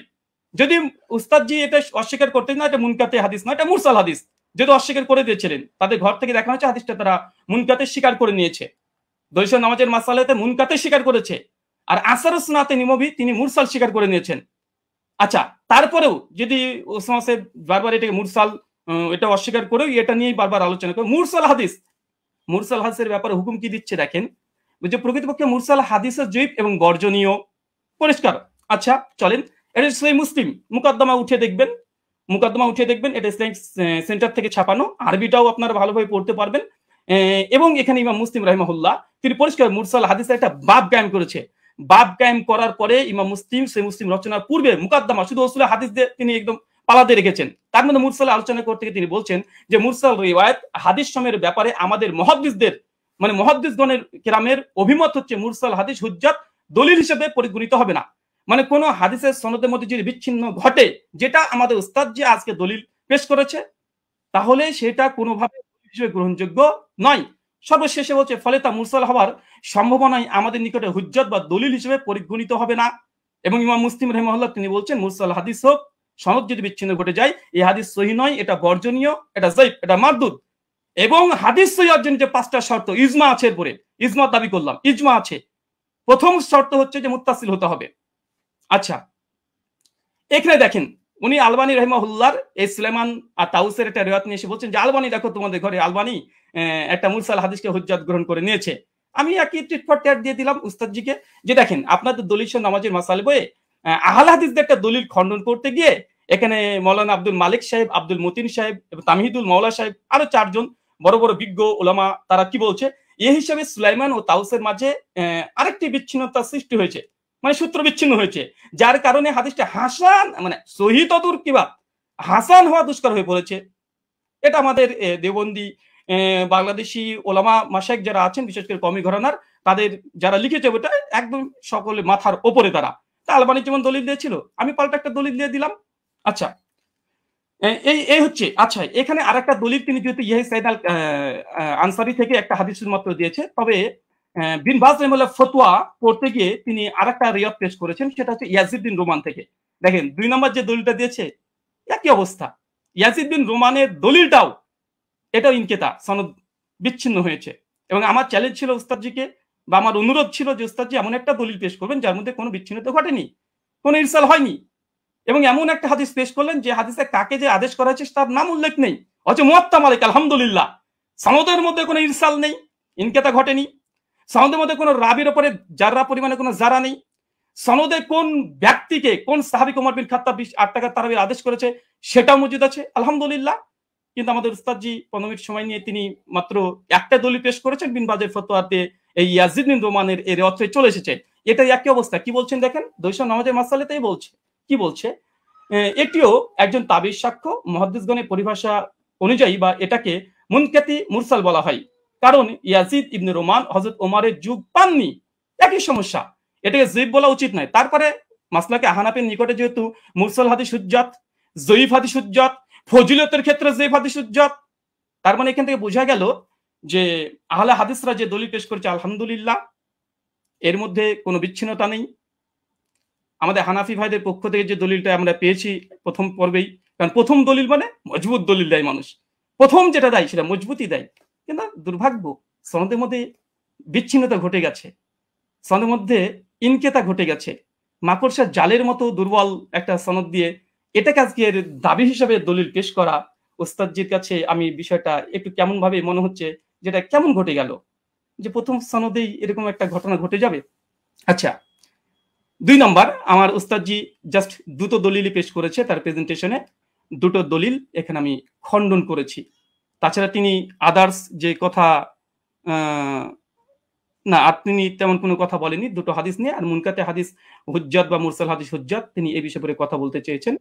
আমিও দেখিয়েছি যে ইমাম মুসলিমের নিকটে মুরসাল মুনকাতে হাদিস মানে গ্রহণযোগ্য নয়। তাছাড়া দলিল নামাজের মাসালাতে স্বয়ং আব্দুল মতিন সাহেব একটা সূত্র বিচ্ছিন্ন হওয়ার কারণে আহলেসের একটা দলিলকে বাতিল ঘোষণা করে দিয়েছে, হাসান হওয়া দুষ্কর বলে দিয়েছে। আর তৃতীয়ত মুস্তালাহুল হাদিসের গ্রন্থে যেগুলো লেখা আছে যে মুনকাতে হাদিস বা মুরসাল হাদিস সূত্র বিচ্ছিন্নতা হওয়ার কারণে কার কাছ থেকে শুনেছে এটা যেহেতু আমাদের কাছে জানা নেই, এই জন্য এই হাদিসটা মুহাদ্দিসদের নিকটে এটা যঈফ, এটা মারদুদ। এবং আমি একটা প্রশ্ন করে দিয়েছি ওস্তাদ, যে এটা এড়িয়ে যাবেন না, যেহেতু এবার রিবার্টাল সেশন আপনার এড়িয়ে যাবেন না, 8টা প্রশ্ন আপনার মানে কাঁধের উপরে আছে এবং যেই মানে আমি চেয়েছি যেমন ভাবে তলব করেছি দেওয়ার চেষ্টা করবেন, এবং হাদিস সহিহ হওয়ার জন্য সনদ মুত্তাসিল হওয়া প্রয়োজন কি প্রয়োজন না এটা প্লিজ দিয়ে আলোচনা শুরু করবেন। আমি আবার আপনাকে 1.5 মিনিট আগে ছেড়ে দিলাম, কেন আপনি জাস্ট 2টো দলিল পেশ করেছেন। শুকরিয়া, ধন্যবাদ, জাযাকাল্লাহ খায়রান, বারাকাল্লাহ ফিকুম। জি ব্রাদার রাহুল হোসেন, আপনাকে অনেক অনেক ধন্যবাদ। খণ্ডন পর্বে আপনি আপনার প্রথম আলোচনাটি শেষ করেছেন, যথাসময়ে শেষ করেছেন এবং আগেই শেষ করেছেন। যেহেতু আমি চলে যাব খণ্ডনের দ্বিতীয় আলোচক যিনি মুফতি শেখ আলী হাসান ওসামা আপনার কাছে, এবং আপনি বললে আমি আপনার টাইমটা শুরু করে দেব। জি একটু দর্শকদের উদ্দেশ্যে বলবো, দর্শক যারাই দেখছেন অবশ্যই প্রোগ্রামটি শেয়ার করে অন্যকে দেখার জন্য সুযোগ করে দিবেন ইনশাআল্লাহ। জি আলী হাসান ওসামা আপনার কাছে যাচ্ছি, আপনি বললে আমি টাইমটা শুরু করব। জি শোনা যাচ্ছে আমাকে? হ্যাঁ আপনাকে ক্লিয়ার শোনা যাচ্ছে। আচ্ছা জি শুরু করতে পারেন। জি 7 7 8 9 10 সেকেন্ড। জি ওকে। হামিদান ওয়া মুসাল্লিয়ান ওয়া মুসাল্লিমা আম্মা বা'দ। শাস্ত্রীয় ব্যক্তি ছাড়া আসলে শাস্ত্রীয় আলোচনাটা একটু জটিল ব্যাপারই, যে যতটুকু পরে তার আলোকে গোটা দুনিয়াটাকে মূল্যায়ন করে। তো আমরা যে আলোচনাগুলো করেছি সবগুলো শাস্ত্রীয় মূলনীতিকে উনি এড়িয়ে গিয়ে আমাদের ব্রাদার রাহুল ভাই তিনি হলো অন্যান্য এদিক সেদিকের কথা টেনে এবং মজার একটা ব্যাপার হলো উনি কি বলবেন আমরা মোটামুটি সবই এক থেকে আইডিয়া করতে পেরেছি, লেকিন আমি যেগুলো বলেছি এটা হয়তো ওনার আনকমন পড়ে গেছে, উনি যার কারণে বিষয়গুলো স্কিপ করে গেছেন। হাতে সময় ছিল, তিনি খণ্ডন করতে পারতেন। তো কি কি স্কিপ করেছেন আর এই খণ্ডন পর্বে যে অসঙ্গতি গুলো বলেছেন, এটা নিয়ে তো আমি নেক্সট পর্বে আলোচনা করবো। আগে ওনার কেস প্রেজেন্টেশনের মধ্যে উনি যে কথাগুলো বলেছেন আমরা সেটার মূল্যায়নে আসি। একটা কথা তো তিনি গর্বের সাথে বললেন যে হাদিস সহিহ হওয়ার জন্য 5টা শর্তের ব্যাপারে ইজমা আছে, যে অবশ্যই একমত, ইজমা আছে। তো যার কারণে 3টা জিনিস দেখতে হয় সনদে, 2টো জিনিস দেখতে হয় মতনের মধ্যে, অর্থাৎ মূল টেক্সটের মধ্যে। আপনি দীর্ঘ 15 মিনিট নিয়ে খুব গর্বের সাথে বুক ফুলিয়ে ফুলিয়ে অনেকগুলো কিতাবের রেফারেন্সের আলোকে আপনি শুধু সনদের সৌন্দর্য তুলে ধরেছেন, একেবারে কি কি ফজিলত আছে এটা তুলে ধরেছেন, মতনের বিষয়টা স্কিপ করে গিয়েছেন, আর প্রশ্ন তো কিছু ছড়িয়ে দিয়েছেন। তো আমরা কিছু প্রশ্নের জবাব আমাদের কথার মধ্যে অটো চলে আসবে, বাকিগুলো আমরা আলোচনায় আনবো যেগুলো প্রাসঙ্গিক। আচ্ছা, এখন আমরা আগে মূল আলোচনায় আসি। একটু বোঝার সুবিধার্থে একটু কথাটা শুরু থেকে টানি। ওমর রাদিয়াল্লাহু তাআলা আনহু থেকে তারাবির রাকাত সংখ্যার বর্ণনাকারী 6 জন রয়েছেন। এর মধ্যে একজন তো সাহেব বিন ইয়াজিদ রাদিয়াল্লাহু তাআলা আনহু, আমরা তার প্রসঙ্গে আসছি। আর এছাড়াও আরো বাকি 5 জন রয়েছেন, যাদের 5 জনের প্রত্যেকেই সংখ্যাটা তারাবির রাকাত সংখ্যা 20 বলে উল্লেখ করেছেন। ইয়াজিদ বিন রুমান তিনি 23 বলেছেন, বেতের সহ মুয়াত্তা মালিকে আছে। আব্দুল আজিজ বিন রুফাই 20 বলেছেন, মুসান্নাফ ইবনে আবি শাইবা আছে। উবাই বিন কাব 20 বলেছেন, মুসনাদে আহমদ বিন মানিতে আছে। ইয়াহইয়া ইবনে সাঈদ 20 বলেছেন, আমরা আগে উল্লেখ করেছি। মুহাম্মদ বিন কাব কুরাজি 20 বলেছেন, কিয়ামুল লাইল মারওয়াজির মধ্যে আছেন, ইত্যাদি। এখন বাকি থাকলো শুধু সাহেব বিন ইয়াজিদের কথা। সাহেব বিন ইয়াজিদ থেকে তার 3 জন শাগরেদ এই বিষয়ক হাদিস বর্ণনা করেছেন। একজন হল ইয়াজিদ বিন খুসাইফা, তিনিও 20 বর্ণনা করেছেন, সুনানে কুবরা বাইহাকিতে আছে। দ্বিতীয় হারিস বিন আব্দুর রহমান বিন আবি যুবাব, তিনি 23 বর্ণনা করেছেন, অর্থাৎ বেতের সহ, এটা মুসান্নাফে আব্দুর রাজ্জাকে আছে। আর 3 নম্বর হলো মোহাম্মদ বিন ইউসুফ, যে সূত্রটা টেনে তিনি গর্বের সাথে বলেছেন যে একমাত্র আমরা একটা দলিল দিলাম, বাকি দলিলগুলো আমরা পরে আনবো। বাস্তব কথা হলো ওমর রাদিয়াল্লাহু আনহু 11 আদেশ করেছেন এই মর্মে, অন্য কোনো বিশুদ্ধ দলিল তিনি আদৌ আনতে পারবেন কিনা এটাই চিন্তার বিষয়। তো এখন যে মোহাম্মদ বিন ইউসুফ সূত্রে তিনি আনলেন, সেই মোহাম্মদ বিন ইউসুফ থেকে এই সংক্রান্ত হাদিসটা বর্ণনা করেছেন 5 জন। এখন 5 জনের মধ্যে রেওয়ায়েতে কারোর সাথে কারোর মিল নেই, এক একজন এক এক ভাবে রেওয়ায়েত করেছেন। এর মধ্যে সবচেয়ে মজার বিষয় হলো তিনি যে সনদটা এনেছেন, এখানে তো ইমাম মালিক রাহমাতুল্লাহ আলাইহি তার সূত্রে বয়ান করেছেন 11 রাকাত, এরকম আরো 2-1টা বর্ণনা আছে। কিন্তু দেখা যাচ্ছে মোহাম্মদ বিন ইসহাক রাহমাতুল্লাহ আলাইহি তিনি বর্ণনা করেছেন এই মোহাম্মদ বিন ইউসুফ থেকে 13 রাকাতের কথা, যেটা মুসনাদে আহমদ বিন মানিতে আছে। এছাড়া দাউদ বিন কায়েস রাহমাতুল্লাহ আলাইহি তিনি এবং আরো অনেকে 21 রাকাতের কথা বর্ণনা করেছেন, যেটা মুসান্নাফে আব্দুর রাজ্জাকে বিশুদ্ধ সনদে আছে। যদি এটা সনদ নিয়ে চ্যালেঞ্জ করেন আমরা তাহলে সনদের আলোচনায় আসবো। তো দেখা যাচ্ছে মতনের মধ্যে মিল নেই, মতনের মধ্যে এখানে সমস্যা বিদ্যমান। সব শাগরেদরা বলছে একভাবে, কিন্তু মোহাম্মদ বিন ইউসুফ থেকে এসে দেখা যাচ্ছে যে এখানে সনদের মধ্যে যদিও যারা বয়ান করেছেন সনদের বিশুদ্ধতা আছে, এটা নিয়ে আমি আপত্তি করছি না, কিন্তু হাদিস সহিহ হওয়ার জন্য যদি 5টা শর্ত, শুধু সনদ ঠিক থাকলে হবে না। এমন বহুত হাদিস আছে সনদ সুন্দর, কিন্তু তার ইসের মধ্যে মতনের মধ্যে সমস্যা আছে। তো এখানে মতনের মধ্যে যে ঝামেলাটা হয়েছে এটাকে ইস্তেরাব বলে। ইস্তেরাব মানে হলো যে কোথায় 21 রাকাতের কথা আর কোথায় হলো 11 রাকাতের কথা, আবার কোথায় 13 রাকাতের কথা। যদিও 13 নিয়ে একটা ব্যাখ্যা ওনারা দাঁড় করানোর চেষ্টা করেন ধারণা প্রসূত ভাবে, তো সেটা আপাতত বাদই দিলাম। তো 21 রাকাত আর 11 রাকাত সম্পূর্ণ ভিন্ন কথা, কিন্তু মূল বর্ণনাকারী একজন। তো এখন হাদিসের মধ্যে যদি ইস্তেরাব করে দেওয়া হয় তাহলে হাদিসটা দুর্বল হয়ে যায়। এটা তাদরিবুর রাওয়ী বিশারহি তাকরিবুন নাওয়াবী পৃষ্ঠা 133 এর মধ্যে স্পষ্টভাবে লেখা আছে, ইস্তেরাব ইউজিবু বা'ফাল হাদিস। তাহলে স্পষ্ট এটা যে এখানে বর্ণনাকারী যারা রয়েছেন তারা যদিও সহিহ মানের, কিন্তু মতনের মধ্যে মুস্তারিব ইস্তেরাব থাকার কারণে হাদিসটা গর্বের সাথে যদিও সহিহ বলার চেষ্টা করছেন, কিন্তু হাদিসটা মতনগত কারণে এটা সহিহ না, বরঞ্চ এটা যায়িফ হাদিস। এটা হেলাউ সুনানের মধ্যে 7ম খণ্ড 145 146 স্পষ্টভাবে লম্বা চওড়া আলাপ আছে। শেখ জাফর আহমদ উসমানী রাহমাতুল্লাহ আলাইহি লিখেছেন, হাদা আসারুন মুস্তারিবুল মাতনি উখতুলিফা ফীহি আলা মুহাম্মদ ইবনে ইউসুফ। বলতে বলতে তিনি গিয়ে শেষে জানাচ্ছেন, ওয়া হাদা ইখতিলাফুন ইউসকিতুল ইহতিজাজ বিল আসার। এই জাতীয় ইস্তেরাব থাকলে এটা আসর দিয়ে আর দলিল দেওয়া যায় না, এটা দলিল অযোগ্য হয়ে যায়। তো এখানে ভুলটা কে করেছেন? ভুলটা মূলত ইমাম মালিকও করেননি, ইয়াহইয়া ইবনে সাঈদ ফাত্তানও করেননি। ভুলটা হয়েছে এখানে, অসঙ্গতিটা প্রকাশ পেয়েছে মোহাম্মদ বিন ইউসুফ থেকে। যদিও তিনি উচ্চ পর্যায়ের রাবী, কোনো সন্দেহ নেই, কিন্তু এক এক সময় তিনি এক এক ভাবে বয়ান করেছেন। তো যার কারণে জিনিসটা এটা দুর্বলের প্রমাণিত হয়ে গিয়েছে। আচ্ছা, দ্বিতীয় পয়েন্ট হলো যে হাদিসের বর্ণনাকারী যারা, তাদের আমলই তো এর খেলাফ। ইমাম মালিক রাহমাতুল্লাহ আলাইহির আমল দেখা যাচ্ছে যে তিনি 8 রাকাতের পক্ষে না। সাহেব বিন ইয়াজিদ তার আমলও এর খেলাফ।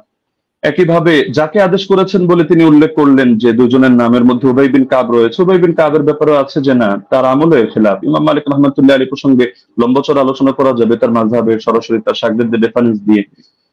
এবং এর বাইরে যে মতগুলো প্রচারিত আছে, মূলত আমি সহজে বলে দিই যে তার থেকে দুইটা মত আছে, এক হলো 20 রাকাতের কথা, এক হলো 36 রাকাতের কথা। 20 রাকাতের কথা ইমাম ইবনে আব্দুল বার রহমাতুল্লাহ আলী নকল করেছেন, এবং তার মাযহাবের কোন কোন কিতাব যেমন দুসুকের মধ্যে, আনোয়ারের সাথিয়ার মধ্যে এটা আছে। বাকি 36 রাকাতের কথাটাই তার থেকে সবচেয়ে বেশি প্রসিদ্ধ এবং মুতাবার। তাহলে দেখা যাচ্ছে যে তার আমলের ব্যতিক্রম। এটা বিদায়াতুল মুস্তাহিদ 1 নম্বর খণ্ড 214 নম্বর পৃষ্ঠা উদাহরণ হিসেবে দেখা যেতে পারে। আরো প্রচুর রেফারেন্স আছে, প্রয়োজন হলে আমরা দেব। আচ্ছা, দ্বিতীয়ত হলো সাইদ বিন ইয়াজিদের আমল যে খেলাফ, এটা হলো বাইহাকি মারিফাতুস সুনান ওয়াল আসার কিতাবে 4th খণ্ড 42 নম্বর পৃষ্ঠা 5409 নম্বর রিওয়ায়াতে আছে। আনি সাইদ ইবনে ইয়াজিদ قال كنا نقوم في زمان عمر بن الخطاب ب20 ركعه والوتر। আমরা ওমরের জামানায় 20 রাকাত তারাবি পড়তাম এবং আমরা বিতর নামাজ আদায় করতাম। তাহলে দেখা যাচ্ছে তার আমলও এর খেলাফ। একইভাবে যাকে আদেশ করলেন সে উবাই বিন কাবের আমলও ছিল এর খেলাফ। এটা আল হাদিসুল মুখতারা জিয়া মাকদিসের গ্রন্থ 1161 নম্বর রিওয়ায়াত, সেখানে স্পষ্ট আছে আন উবাই ইবনে কাব আন্না উমারা আমারা উবাইয়ান আন ইউসাল্লিয়া বিন নাস ফি রমাদান। এই হাদিসের শেষে গিয়ে স্পষ্ট আছে ফাসাল্লা বিহিম 20 রাকাতান, তিনি মানুষদেরকে নিয়ে 20 রাকাত নামাজ আদায় করলেন। তাহলে এটা তো সম্ভব না, খলিফা তাকে আদেশ দিবে একটা আর তিনি খলিফার আদেশ লঙ্ঘন করে করবেন আরেকটা। তার মানে খলিফার আদেশই ছিল 20 রাকাত।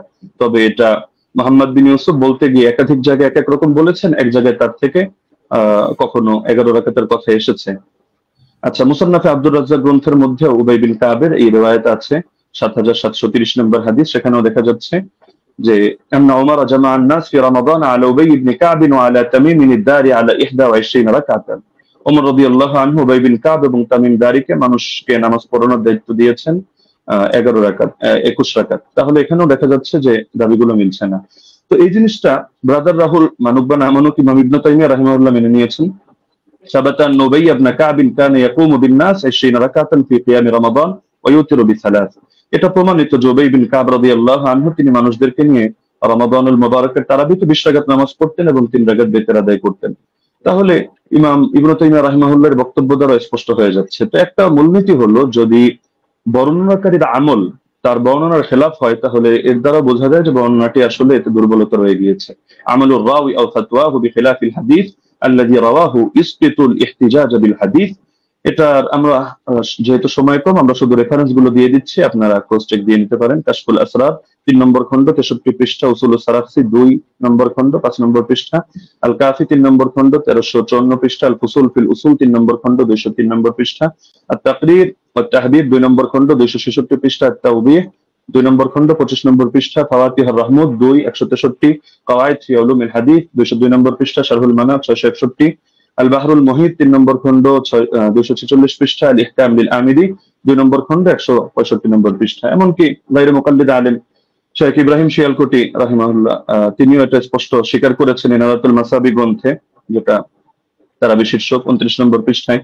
अगर रावी का अमल उसकी रिवायत के खिलाफ हो तो उसकी रिवायत काबिल अमल ना होगी। स्पष्ट কথা। 3 নম্বর পয়েন্ট হলো 20 রাকাত তারাবির বিষয়টা তো উম্মতের তাআমুল, উম্মতের ঐকমত্যের দ্বারা প্রমাণিত। সুতরাং যদি আমরা তর্কের খাতিরে, এটা তো আমরা দেখালাম যে আসলে ওনার মতনের সমস্যার কারণে ওনার হাদিসটা যতই মুয়াত্তা মালিক বলুক আর যে কিতাবের নামে বলুক, কিন্তু মুয়াত্তা মালিক হওয়ার মানে তো এটা না যে প্রতিটা হাদিসের কোনো জায়গায় কোনো ধরনের কোনো অসঙ্গতি নেই, কোথাও কোনো মতনের মধ্যে ইস্তেরাব নেই, এমন কথা কেউ দাবি করার সুযোগও নেই। তো যদি কেউ দাবি করেও থাকে যে তিনি একসময় 11 রাকাত আদেশ করেছিলেন তর্কের খাতিরে মানলেও, তাহলে ইমামরা ব্যাখ্যা দিয়ে গিয়েছেন। যেমন ইমাম ইবনে আব্দুল বার মালিক রাহমাতুল্লাহ আলাইহি ব্যাখ্যা দিয়েছেন যে এটা মানসুখ। শুরুতে হয়তো তিনি 11 রাকাতের দিয়েছিলেন, এরপর তিনি 21 রাকাতের কথা বলেছেন।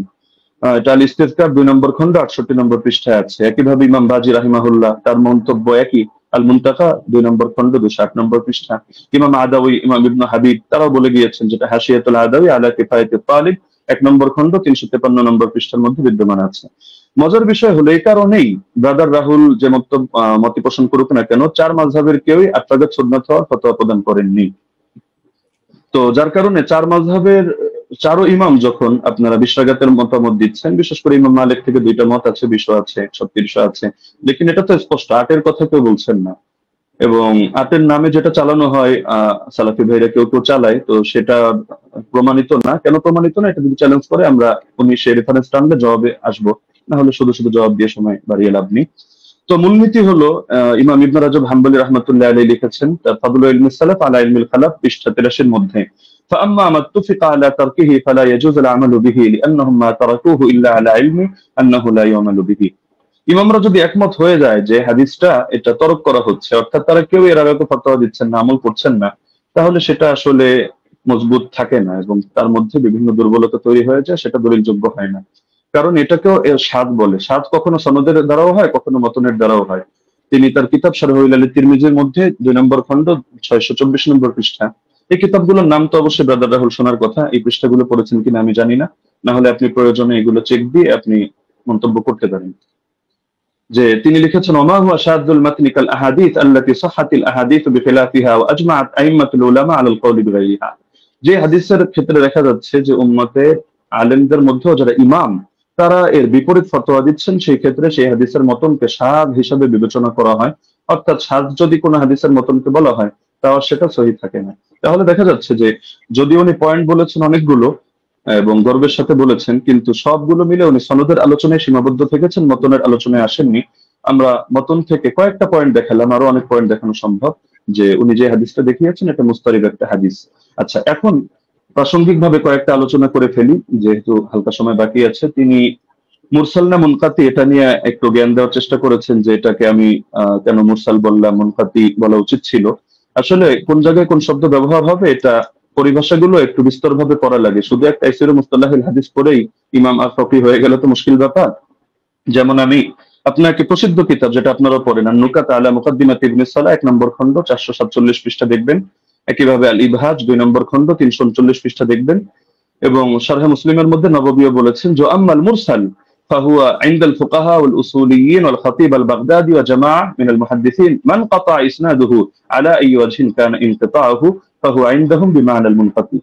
ফকিহদের দৃষ্টিতে, উসুলিয়িনদের দৃষ্টিতে, খতিব বাগদাদের দৃষ্টিতে এবং একদল মুহাদ্দিসদের দৃষ্টিতে মুরসালের সংজ্ঞা হলো যে সনদের মধ্যে যেভাবেই বিচ্ছিন্নতা হোক না কেন, ইনকাতা যেভাবেই হোক না কেন, এটা মাঝেই হোক আর শেষেই হোক, রাসূলের আগেই হোক আর সাহাবীর আগেই হোক, বাস সেটাকেই তারা মুনকাতি হিসেবে বলে থাকেন। তো এটা একটা তাদের ইসতিলাহগত বিষয়। তো সুতরাং এই জিনিসটা মানে মুরসাল বলা উচিত ছিল না, মুনকাতি বলা দরকার ছিল, বিষয়টা এমন না।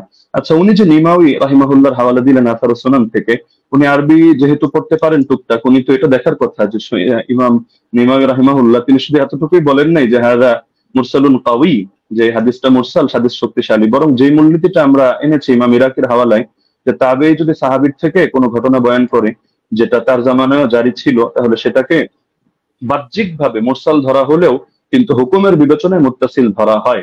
আমরা তো আলোচনা করছি শাস্ত্রীয় মূলনীতির আলোকে হুকুম প্রসঙ্গে। তো এই মূলনীতিটা আপনি যে কিতাবের হাওয়ালা দিলেন এবং মজার বিষয় যে স্ক্রিনশট দিলেন, আপনি এটাই যদি ভালো করে দেখেন টিকার মধ্যে খুঁজে পাবেন। তো দেখা যাচ্ছে আপনি একাংশ পরে তাড়াহুড়ো করে রেফারেন্স দিয়ে দিলেন, কিন্তু এটা আপনার নজরের বাইরে চলে গেল, যার কারণে নিমাউইকে আমার বিরুদ্ধে দাঁড় করিয়ে দিলেন। দ্বিতীয়ত দলিল আমাদের মাসাইল কিতাবটাকে আমার বিরুদ্ধে দাঁড় করালেন। তবে মজার বিষয় হলো আপনি এই জিনিসটা খেয়াল করলেন না যে আমি বারবার বলছি যে বাহ্যিকভাবে দেখতে মুনকাতি, সূত্র বিচ্ছিন্ন, তবে আমরা হুকুম নিয়ে আলোচনা করছি যে হুকুমের বিবেচনায়, যেমন মারফুয়ে হুকমি তো এই শব্দ আপনার শোনার কথা, যে অনেক হাদিস এটা মারফু না, মানে আল্লাহ রাসূলের দিকে নিসবত করে সাহাবী বলেন নাই, কিন্তু সাহাবী বলেছেন স্বাভাবিক তার উক্তি হিসাবে, কিন্তু আমরা যখন বিবেচনা করছি আমরা বলছি মারফুয়ে হুকমি, মানে দেখতে যদিও এটা মাওকুফ হাদিস, সাহাবীর বর্ণনা, সাহাবীর উক্তি, কিন্তু হুকুমের বিবেচনায় এটা হলো মারফু, অর্থাৎ আমরা এটাকে মারফু হিসাবে বিবেচনা করব। এখন যদি আপনি এক কিতাব খুলে দেখেন, দেখো সে তো মাওকুফ বলেছে, অথবা আপনি এখন তাহলে মারফু বলছেন কিভাবে, তাহলে বলতে হবে ভাই বিবেচনাবোধের পার্থক্য তো আপনাকে বুঝতে হবে, একটা জাহিরি এতেবার, একটা হাকিকি এতেবার। জাহিরি বিবেচনায় হাদিসটাকে আপনার মুনকাতি মনে হতে পারে, কিন্তু আপনি শাস্ত্রের কথায় যখন আসবেন, শিরোনামে যেহেতু শাস্ত্রীয় আলোচনা, তো আপনি শাস্ত্র দিয়ে দেখতে হলে আপনি শাস্ত্রের মূলনীতির আলোকিত বিবেচনা করতে হবে, না হলে মূলনীতিকে চ্যালেঞ্জ করেন। আপনি অমুক কিতাবে এটা আছে, তমুক কিতাবে এটা আছে, শুধু এতটুকু বললে যথেষ্ট না, আপনাকে মাথায় রাখতে হবে একটা শাস্ত্র পরিগণিত হয় টোটাল পুরো বিষয়টাকে সামনে রেখে। কোরআনের এক আয়াত আর এক আয়াতের তাফসীর হয়, না হলে আপনি এক আয়াত দিয়ে মতকেও বৈধ করে দিতে পারবেন, আর এক আয়াত দিয়ে জিহাদকেও নিষিদ্ধ করে সব জায়গায় সবরের আদেশ দিতে পারবেন, কিন্তু পুরো সামগ্রিক ভান্ডারকে, শাস্ত্রকে সামনে রেখে আপনার সিদ্ধান্তে আসতে হবে। এই জিনিসটা যদি না বোঝেন তাহলে শুধু আবেগী কিছু কথা বলবেন বা একটু ইমোশনাল কিছু লেকচার হবে, লেকিন এর দ্বারা শাস্ত্রীয় কোনো কথা হবে না। তো যেহেতু সারা দেশ এটা দেখছে এবং আলেম ওলামা, তালিবুল ইলম সবাই মূল্যায়ন করছে, সুতরাং আমার অনুরোধ থাকবে নেক্সট পর্বে আপনি শাস্ত্রীয় আলোকে এই মূলনীতিগুলো চ্যালেঞ্জ করেন। ধন্যবাদ, জাযাকাল্লাহ। আমি কারেক্ট টাইম শেষ করলাম। মোহতরম আলী হাসান ওসামা, আপনাকে অনেক অনেক ধন্যবাদ। আমি আরেকটি জিনিস আপনাদেরকে মনে করিয়ে দিতে চাই যে আপনাদের জন্য আমাদের পক্ষ থেকে 2 মিনিট সময় ছিল বা আছে। আরেকটি খণ্ডন পর্ব আছে, আপনারা চাইলে 2 মিনিট আপনারা ব্যবহার করতে পারেন। আমি দ্বিতীয় খণ্ডন পর্বটি যাচ্ছি এবং এই খণ্ডন পর্বর পরেই আমাদের কোনো খণ্ডন পর্ব থাকছে না, একটাই লাস্ট। আমি প্রথমে চলে যাব ব্রাদার রাহুল হোসেন আপনার কাছে, এবং আপনি বললে আমি টাইমটা শুরু করে দেব। একটা স্লাইড পড়েছি, স্লাইড 8 লেখা আছে, 8 লেখা আছে, দেখেন। জি পেয়েছি। জি স্ক্রিনে নিয়ে আসতে হবে।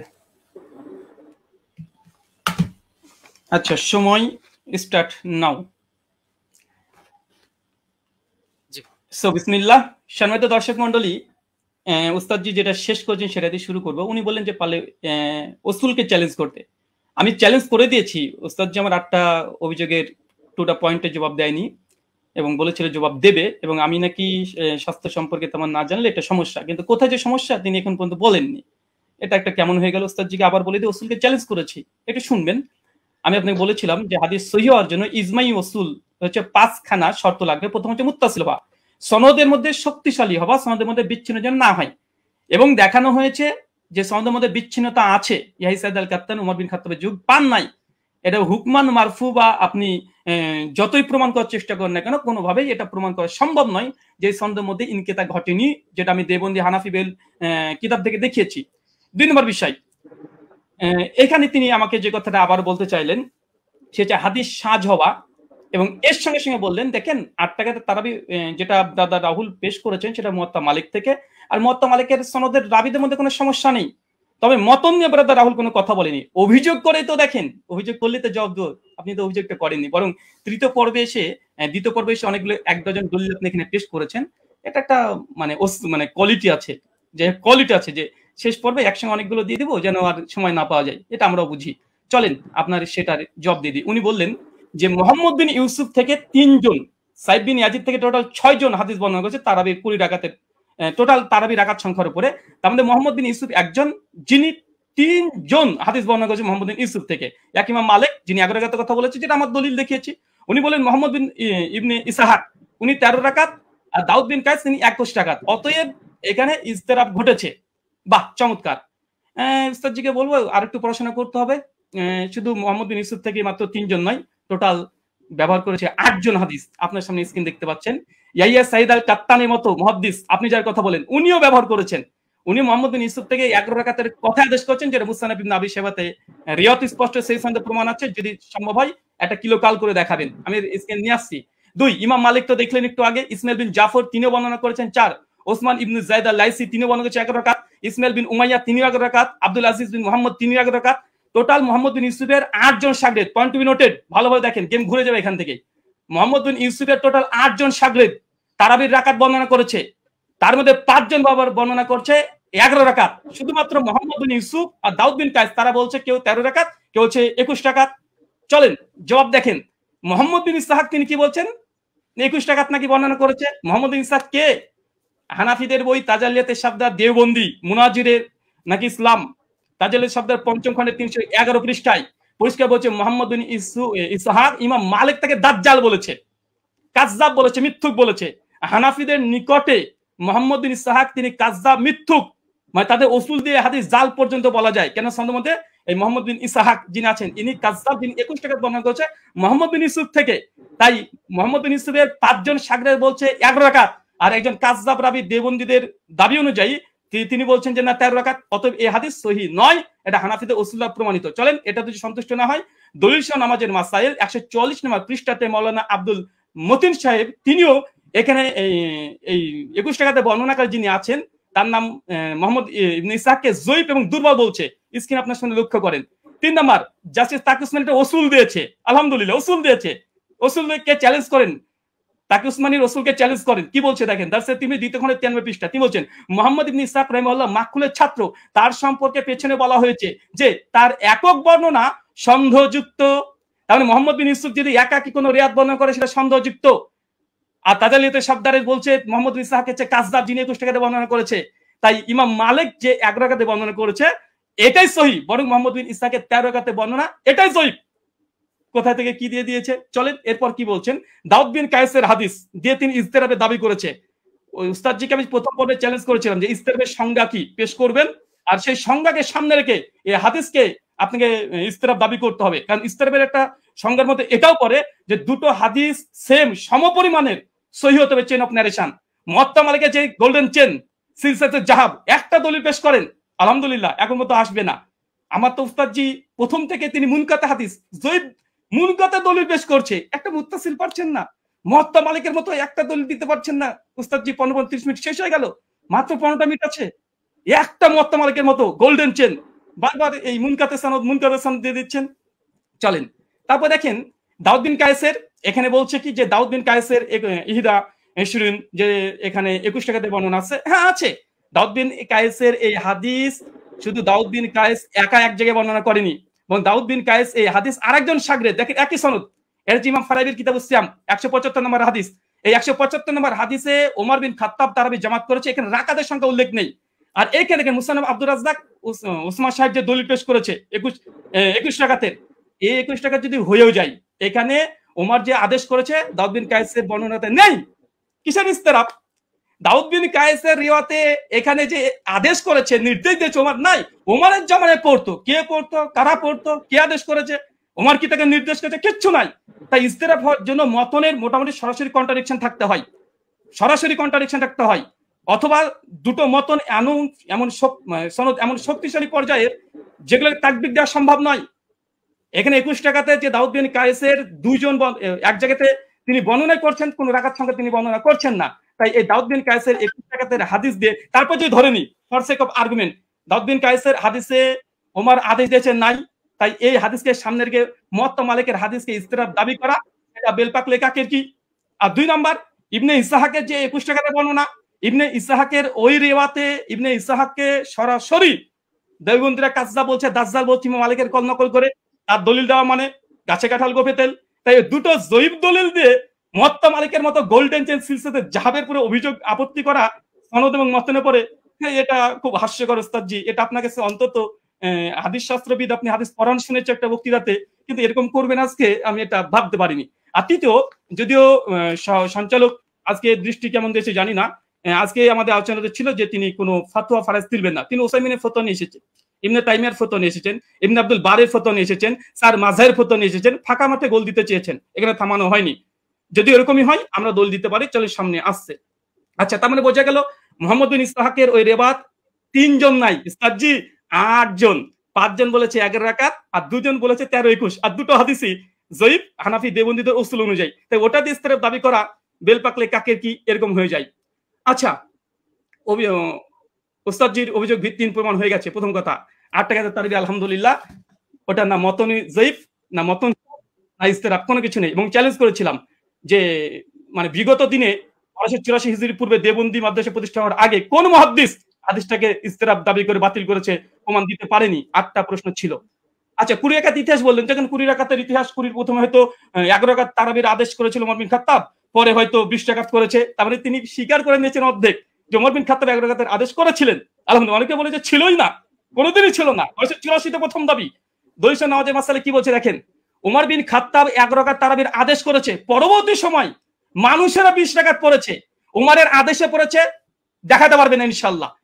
দেখা দলিল নামাজের মাসালেও তো আছে, ইমাম বাইহাকির ওই কলটা নকল করেছে, যেটা উস্তাদজি ওমর বিন খাত্তাব 11 রাকাতের আদেশ করেছিলেন, কিন্তু পরবর্তী সময়ে কিরাত ভারী হওয়ার কারণে তার রাকাত সংখ্যাকে বাড়িয়ে দিলেন, কিরাতকে কমিয়ে দিলেন। তো মানুষজন, জনগণ তারা ওমরের আদেশে নয়, ওমরের আদেশে নয়, কে বা কারা তারা 20 রাকাত চালু করেছিল ওমরের জামানায়, কিন্তু ওমরের আদেশে নাই। ওমরের আদেশে কত রাকাত? তোমাদেরকে 11 রাকাত, স্পষ্ট প্রমাণ। এখানে দেখেন মালিকি মাযহাবের ইমাম হাবিব মালিকি দলিল নামাজের মাসাল থেকে দেখাচ্ছি যেন একটু পুষ্টিকর বেশি হয় তথ্যগুলো। কি বলছে দেখেন, যে প্রথমে 11 রাকাতই ছিল, মানে ওমরের আদেশ 11 রাকাতই ছিল, কিন্তু তারা কিরাত লম্বা করতেন, ফলে ভারী ঠেকতো। পরে তারা রাকাত সংখ্যা বাড়ালেন, মানে ওমরের আদেশে নয়, জনগণ এমনি বাড়িয়েছে, রাকাত বাড়িয়ে দিয়েছে, কিরাত ছোট করে দিয়েছে, তাই ওটা বাতিল। তিনি বললেন যে ইমাম মালিক ছাড়া নাকি করেনি। এটা আপনি দেখেন যে ইমাম মালিক ছাড়া কতজন করেছে। ইমাম মালিক ছাড়া টোটাল 7 জন বর্ণনা করেছে, এখানে আমাদের স্ক্রিন আপনারা দেখতে পাচ্ছেন। তো ওই দাবিটা ওসমান সাহেবের একটু হাদিসের মতন সম্পর্কে অজ্ঞতাই আছে বলবো, যদি মানে মনে করেন যে না আমি একটু বাড়াবাড়ি করলাম, তো কিছু করার নেই, একটু বলতে হবে। আচ্ছা, এখানে দেখেন আচ্ছা, ইমাম মালিক ১ রাকাত গ্রহণ করেনি, এটা খুব জোর দিয়েছে, যদি আজকে বিষয়ের সঙ্গে সম্পৃক্ত না। আজকের বিষয় ওমর কত রাকাত তারাবির আদেশ করেছে। ওস্তাদজি মুনকাতে দলিল দিয়েছে, মুত্তাসিল দিতে পারেন, আলহামদুলিল্লাহ। আমরা একদম chain of narration golden chain দিয়েছি। আচ্ছা, ইমাম মালিক ১ রাকাতের আদেশ করেনি, চলেন দেখেন। এটা কিতাব সালাতুত তাহাজ্জুদ, এটা আব্দুল হক আন্দলুসি রাহিমাহুল্লাহর গ্রন্থ। ইমাম মালিকের শাগরেদ ছাত্র তার বলছে, কি বলছে দেখেন, এখানে বলছে কলা শাহ বিন আব্দুল আজিজ আন মালিক, মানে ইমাম মালিকের ছাত্র, তিনি রিওয়ায়াত করছেন, কি বলছেন, আল্লাজি আখতারা বিহা, ইমাম মালিক যেটাকে গ্রহণ করেছে, এখতিয়ার করেছে, কি করেছে, বিহি নাফসি, ইমাম মালিক নিজের জন্য কত রাকাত তিনি করেছেন। তারপর তিনি বলছেন দেখেন, ফি কিয়ামে রমাজান হুয়াল লাজি জামা, ইমাম মালিক উমর বিন খাত্তাব যার করে জমা করেছে উমর বিন খাত্তাব, সেটা হচ্ছে ইহিদা আশারাতা রাকাতান ওয়া হুয়া সালাতে রাসূলুল্লাহ সাল্লাল্লাহু আলাইহি ওয়াসাল্লাম। এখানে ইমাম মালিকের কথা নকল করছে স্বয়ং ইমাম মালিকের ছাত্র। আমি এখানে ইমাম মালিকের ছাত্র ডাইরেক্ট কল, তিনি বলছেন যে ইমাম মালিক যেটা গ্রহণ করেছিলেন সেটা হচ্ছে 11 রাকাত, যেটা ছিল রাসূলুল্লাহ সালাত এবং ওমর বিন খাত্তাব যার পরে জমা করেছে, প্রথম কল। দ্বিতীয় দেখুন, এখানে হচ্ছে ইবনে কাসিমের একটা কলমে নকল করে গেছি। ইবনে কাসিম তিনি মালিক থেকে বর্ণনা করছে যে ওমরের জামানায় 36 রাকাত পড়া হতো, 36 রাকাত পড়া হতো। কিন্তু ইমাম মালিক কত গ্রহণ করেছে দেখেন, শেষে লাল দিয়ে দাগানো আছে। তারপরে হচ্ছে আক্তারা ওয়া নাফসি, ইমাম মালিক নিজের জন্য যেটা নির্ধারণ করেছে ইহিদা আশারাত রাকাতান, কিন্তু ইমাম মালিক নিজের জন্য 11 রাকাত। মানে ইমাম মালিকের সময় মানুষ 36 রাকাত পড়ছে, কিন্তু ইমাম মালিককে যখন সরকার যখন চিঠি পাঠায়, এই ঘটনা বর্ণনা আছে অনেক জায়গাতেই, তারপরে তাকে যখন বললো যে নামাজের সঙ্গে কি কমিয়ে দেবো, সেই সময় মালিক বলছে তারা পড়তে থাক, কিন্তু আমি নিজের জন্য ফি নাফসি, আমার জন্য ইহিদা আশারাত রাকাতান, আমি 11 রাকাতকে আমি নিজের জন্য গ্রহণ করলাম। মানুষ কি পড়ছে দেখার দরকার নেই, ইমাম মালিককে কথা মেনে নিন। আচ্ছা, এরপরে দেখেন, আচ্ছা বদরুদ্দিন আইনি হানাফি, তিনিও উমদাতুল কারি শারহ সহিহ বুখারীতে 102 নম্বরে তিনি এই কথা স্বীকার করে নিয়েছেন যে ইমাম মালিক তিনি তার নিজের জন্য 11 রাকাতকে তিনি পছন্দ করেছিলেন। তার জামানায় কে কত পড়েছে এটা দেখার দরকার নেই, কারণ আমাদের আজকের আলোচ্য বিষয় এটা নাই যে কার জামানায় কত রাকাত পড়েছে। যদি ওটা নিয়ে ডিবেট করতে হয়, আসেন পরে একটা সেশন রাখেন, অন্যদিন একটা সময় দেন, আবার আসবো, এটাও প্রমাণ করবেন ইনশাআল্লাহ ওমর বিন খাত্তাব জামানাতে 8 রাকাত তারাবি হতো। আজকের আলোচ্য বিষয় ওসমান সাহেব ভুলে গেলে হবে না, ওমর বিন খাত্তাব কত রাকাত তারাবির আদেশ করেছেন, ওমরের জামানায় কে বা কারা কত পড়তো, কোন ইমাম কত রাকাতের ফতোয়া দিয়েছে, কে কি বলেছে, এটা নয়। হাদিস শাস্ত্রের আলোকে ওমর বিন খাত্তাব কত রাকাত আদেশ করেছে, মুওয়াত্তা মালিকের স্পষ্ট হাদিস 11 রাকাত। আপনি ইস্তিরাবের দাবি করেছিলেন, দুমড়ে মুচড়ে গেছে, আলহামদুলিল্লাহ। বরং আপনি যে দলিল দিয়েছেন সবগুলো মুনকাতে হাদিসে পেশ করেছেন, এবং আপনাকে যে চ্যালেঞ্জগুলো করা হয়েছিল, আপনাকে যে চ্যালেঞ্জগুলো করেছিলাম, সেই চ্যালেঞ্জের জবাব এখন পর্যন্ত আসেনি। যে ইয়াহিয়া সাইলাল কাত্তানের যে বর্ণনা পেশ করেছেন, কাকে আদেশ করেছে হাদিস উল্লেখ নাই। মুওয়াত্তা মালিকের হাদিস দেখেন, দুটো হাদিসকে সম্মানিত দর্শক মণ্ডলী মাইন্ড খুলে রাখেন, ফ্রেশ রাখেন, এক গ্লাস পানি খান, তারপর আলোচনা শোনেন। উনি উমারের 20 রাকাত তারাবির আদেশ যে দলিল দিয়েছে, মুনকাতে সনদ বিচ্ছিন্নতা আছে, কাকে উমার আদেশ দিয়েছে সে কথা হাদিসের মধ্যে উল্লেখ নেই। আচ্ছা, আর উমর বিন খাত্তাব মুওয়াত্তা মালিকের সবকিছু মজুদ আছে, আলহামদুলিল্লাহ। তারপরেও দেখেন কোন হাদিসটা বেশি মজবুত এবং কোনটা শক্তিশালী, কোনটা, চলেন।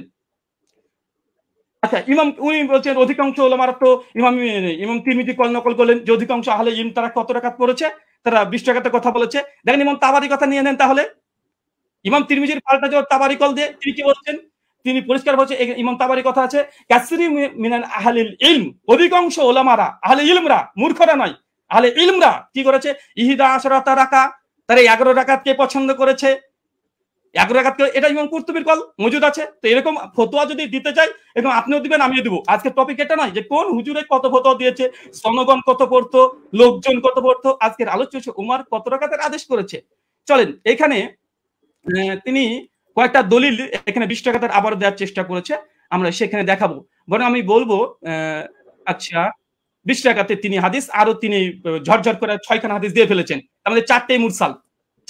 আমি সনদ দেখেন, পুরো হানাফিকে স্ক্রিনের মধ্যে রেখে দিয়েছি আপনি এই মুহূর্তে। সাইদ বিন ইয়াজিদ থেকে আবু জুয়াবের হাদিস যায়িফ, চলেন এক ঝলক দেখে দেবো শুধু, কারণ এখানে আসলামি আছে, ইব্রাহিম বিন মুহাম্মদ বিন আবি ইয়াহিয়া আসলামি, তিনি পঞ্চম স্তরের মুদাল্লিস রাবি। এবং কে জেদ বলেছে এ রাবিকে, স্বয়ং ইয়াহিয়া ইবনে মাইন হানাফি বলে দাবি করা হয়, তিনি স্বয়ং তাকে কাযযাব বলেছেন। লাইসা বিসিকাতিন, তিনি সিকা নয়, কাযযাব, তিনি মিথ্যুক রাবি দলিল দিয়েছেন। মুস্তাজি হতাশ হয়েছি আলী সালাম সাহেব। 2 নম্বর, আবুল আলিয়ার যে বর্ণনা পেশ করেছে, আবুল আলিয়ার বর্ণনা আবু জাফর রাজি জয়ীফ রাবি, কে বলেছে দেখেন এখানে নাজমুর রায়ত হাফিজ জাইলি কি বলছে, বলছে আবু জাফর মুতাকাল্লিম ফি, তিনি বিতর্কিত রাবি। কলা আলী ইবনুল মাদিনী, তিনি অনেক মানে ইস্তেরাব করতেন। কলা আহমেদ লাইসাবি কয়িন, ইমাম আহমেদ বিন হাম্বল বলছে এই আবু জাফর রাজি ইনি হচ্ছেন শক্তিশালী নয়। কলা আবু জুরা আর রাজি ইয়াহুন কাসিরা অধিকাংশ ভুল করতেন।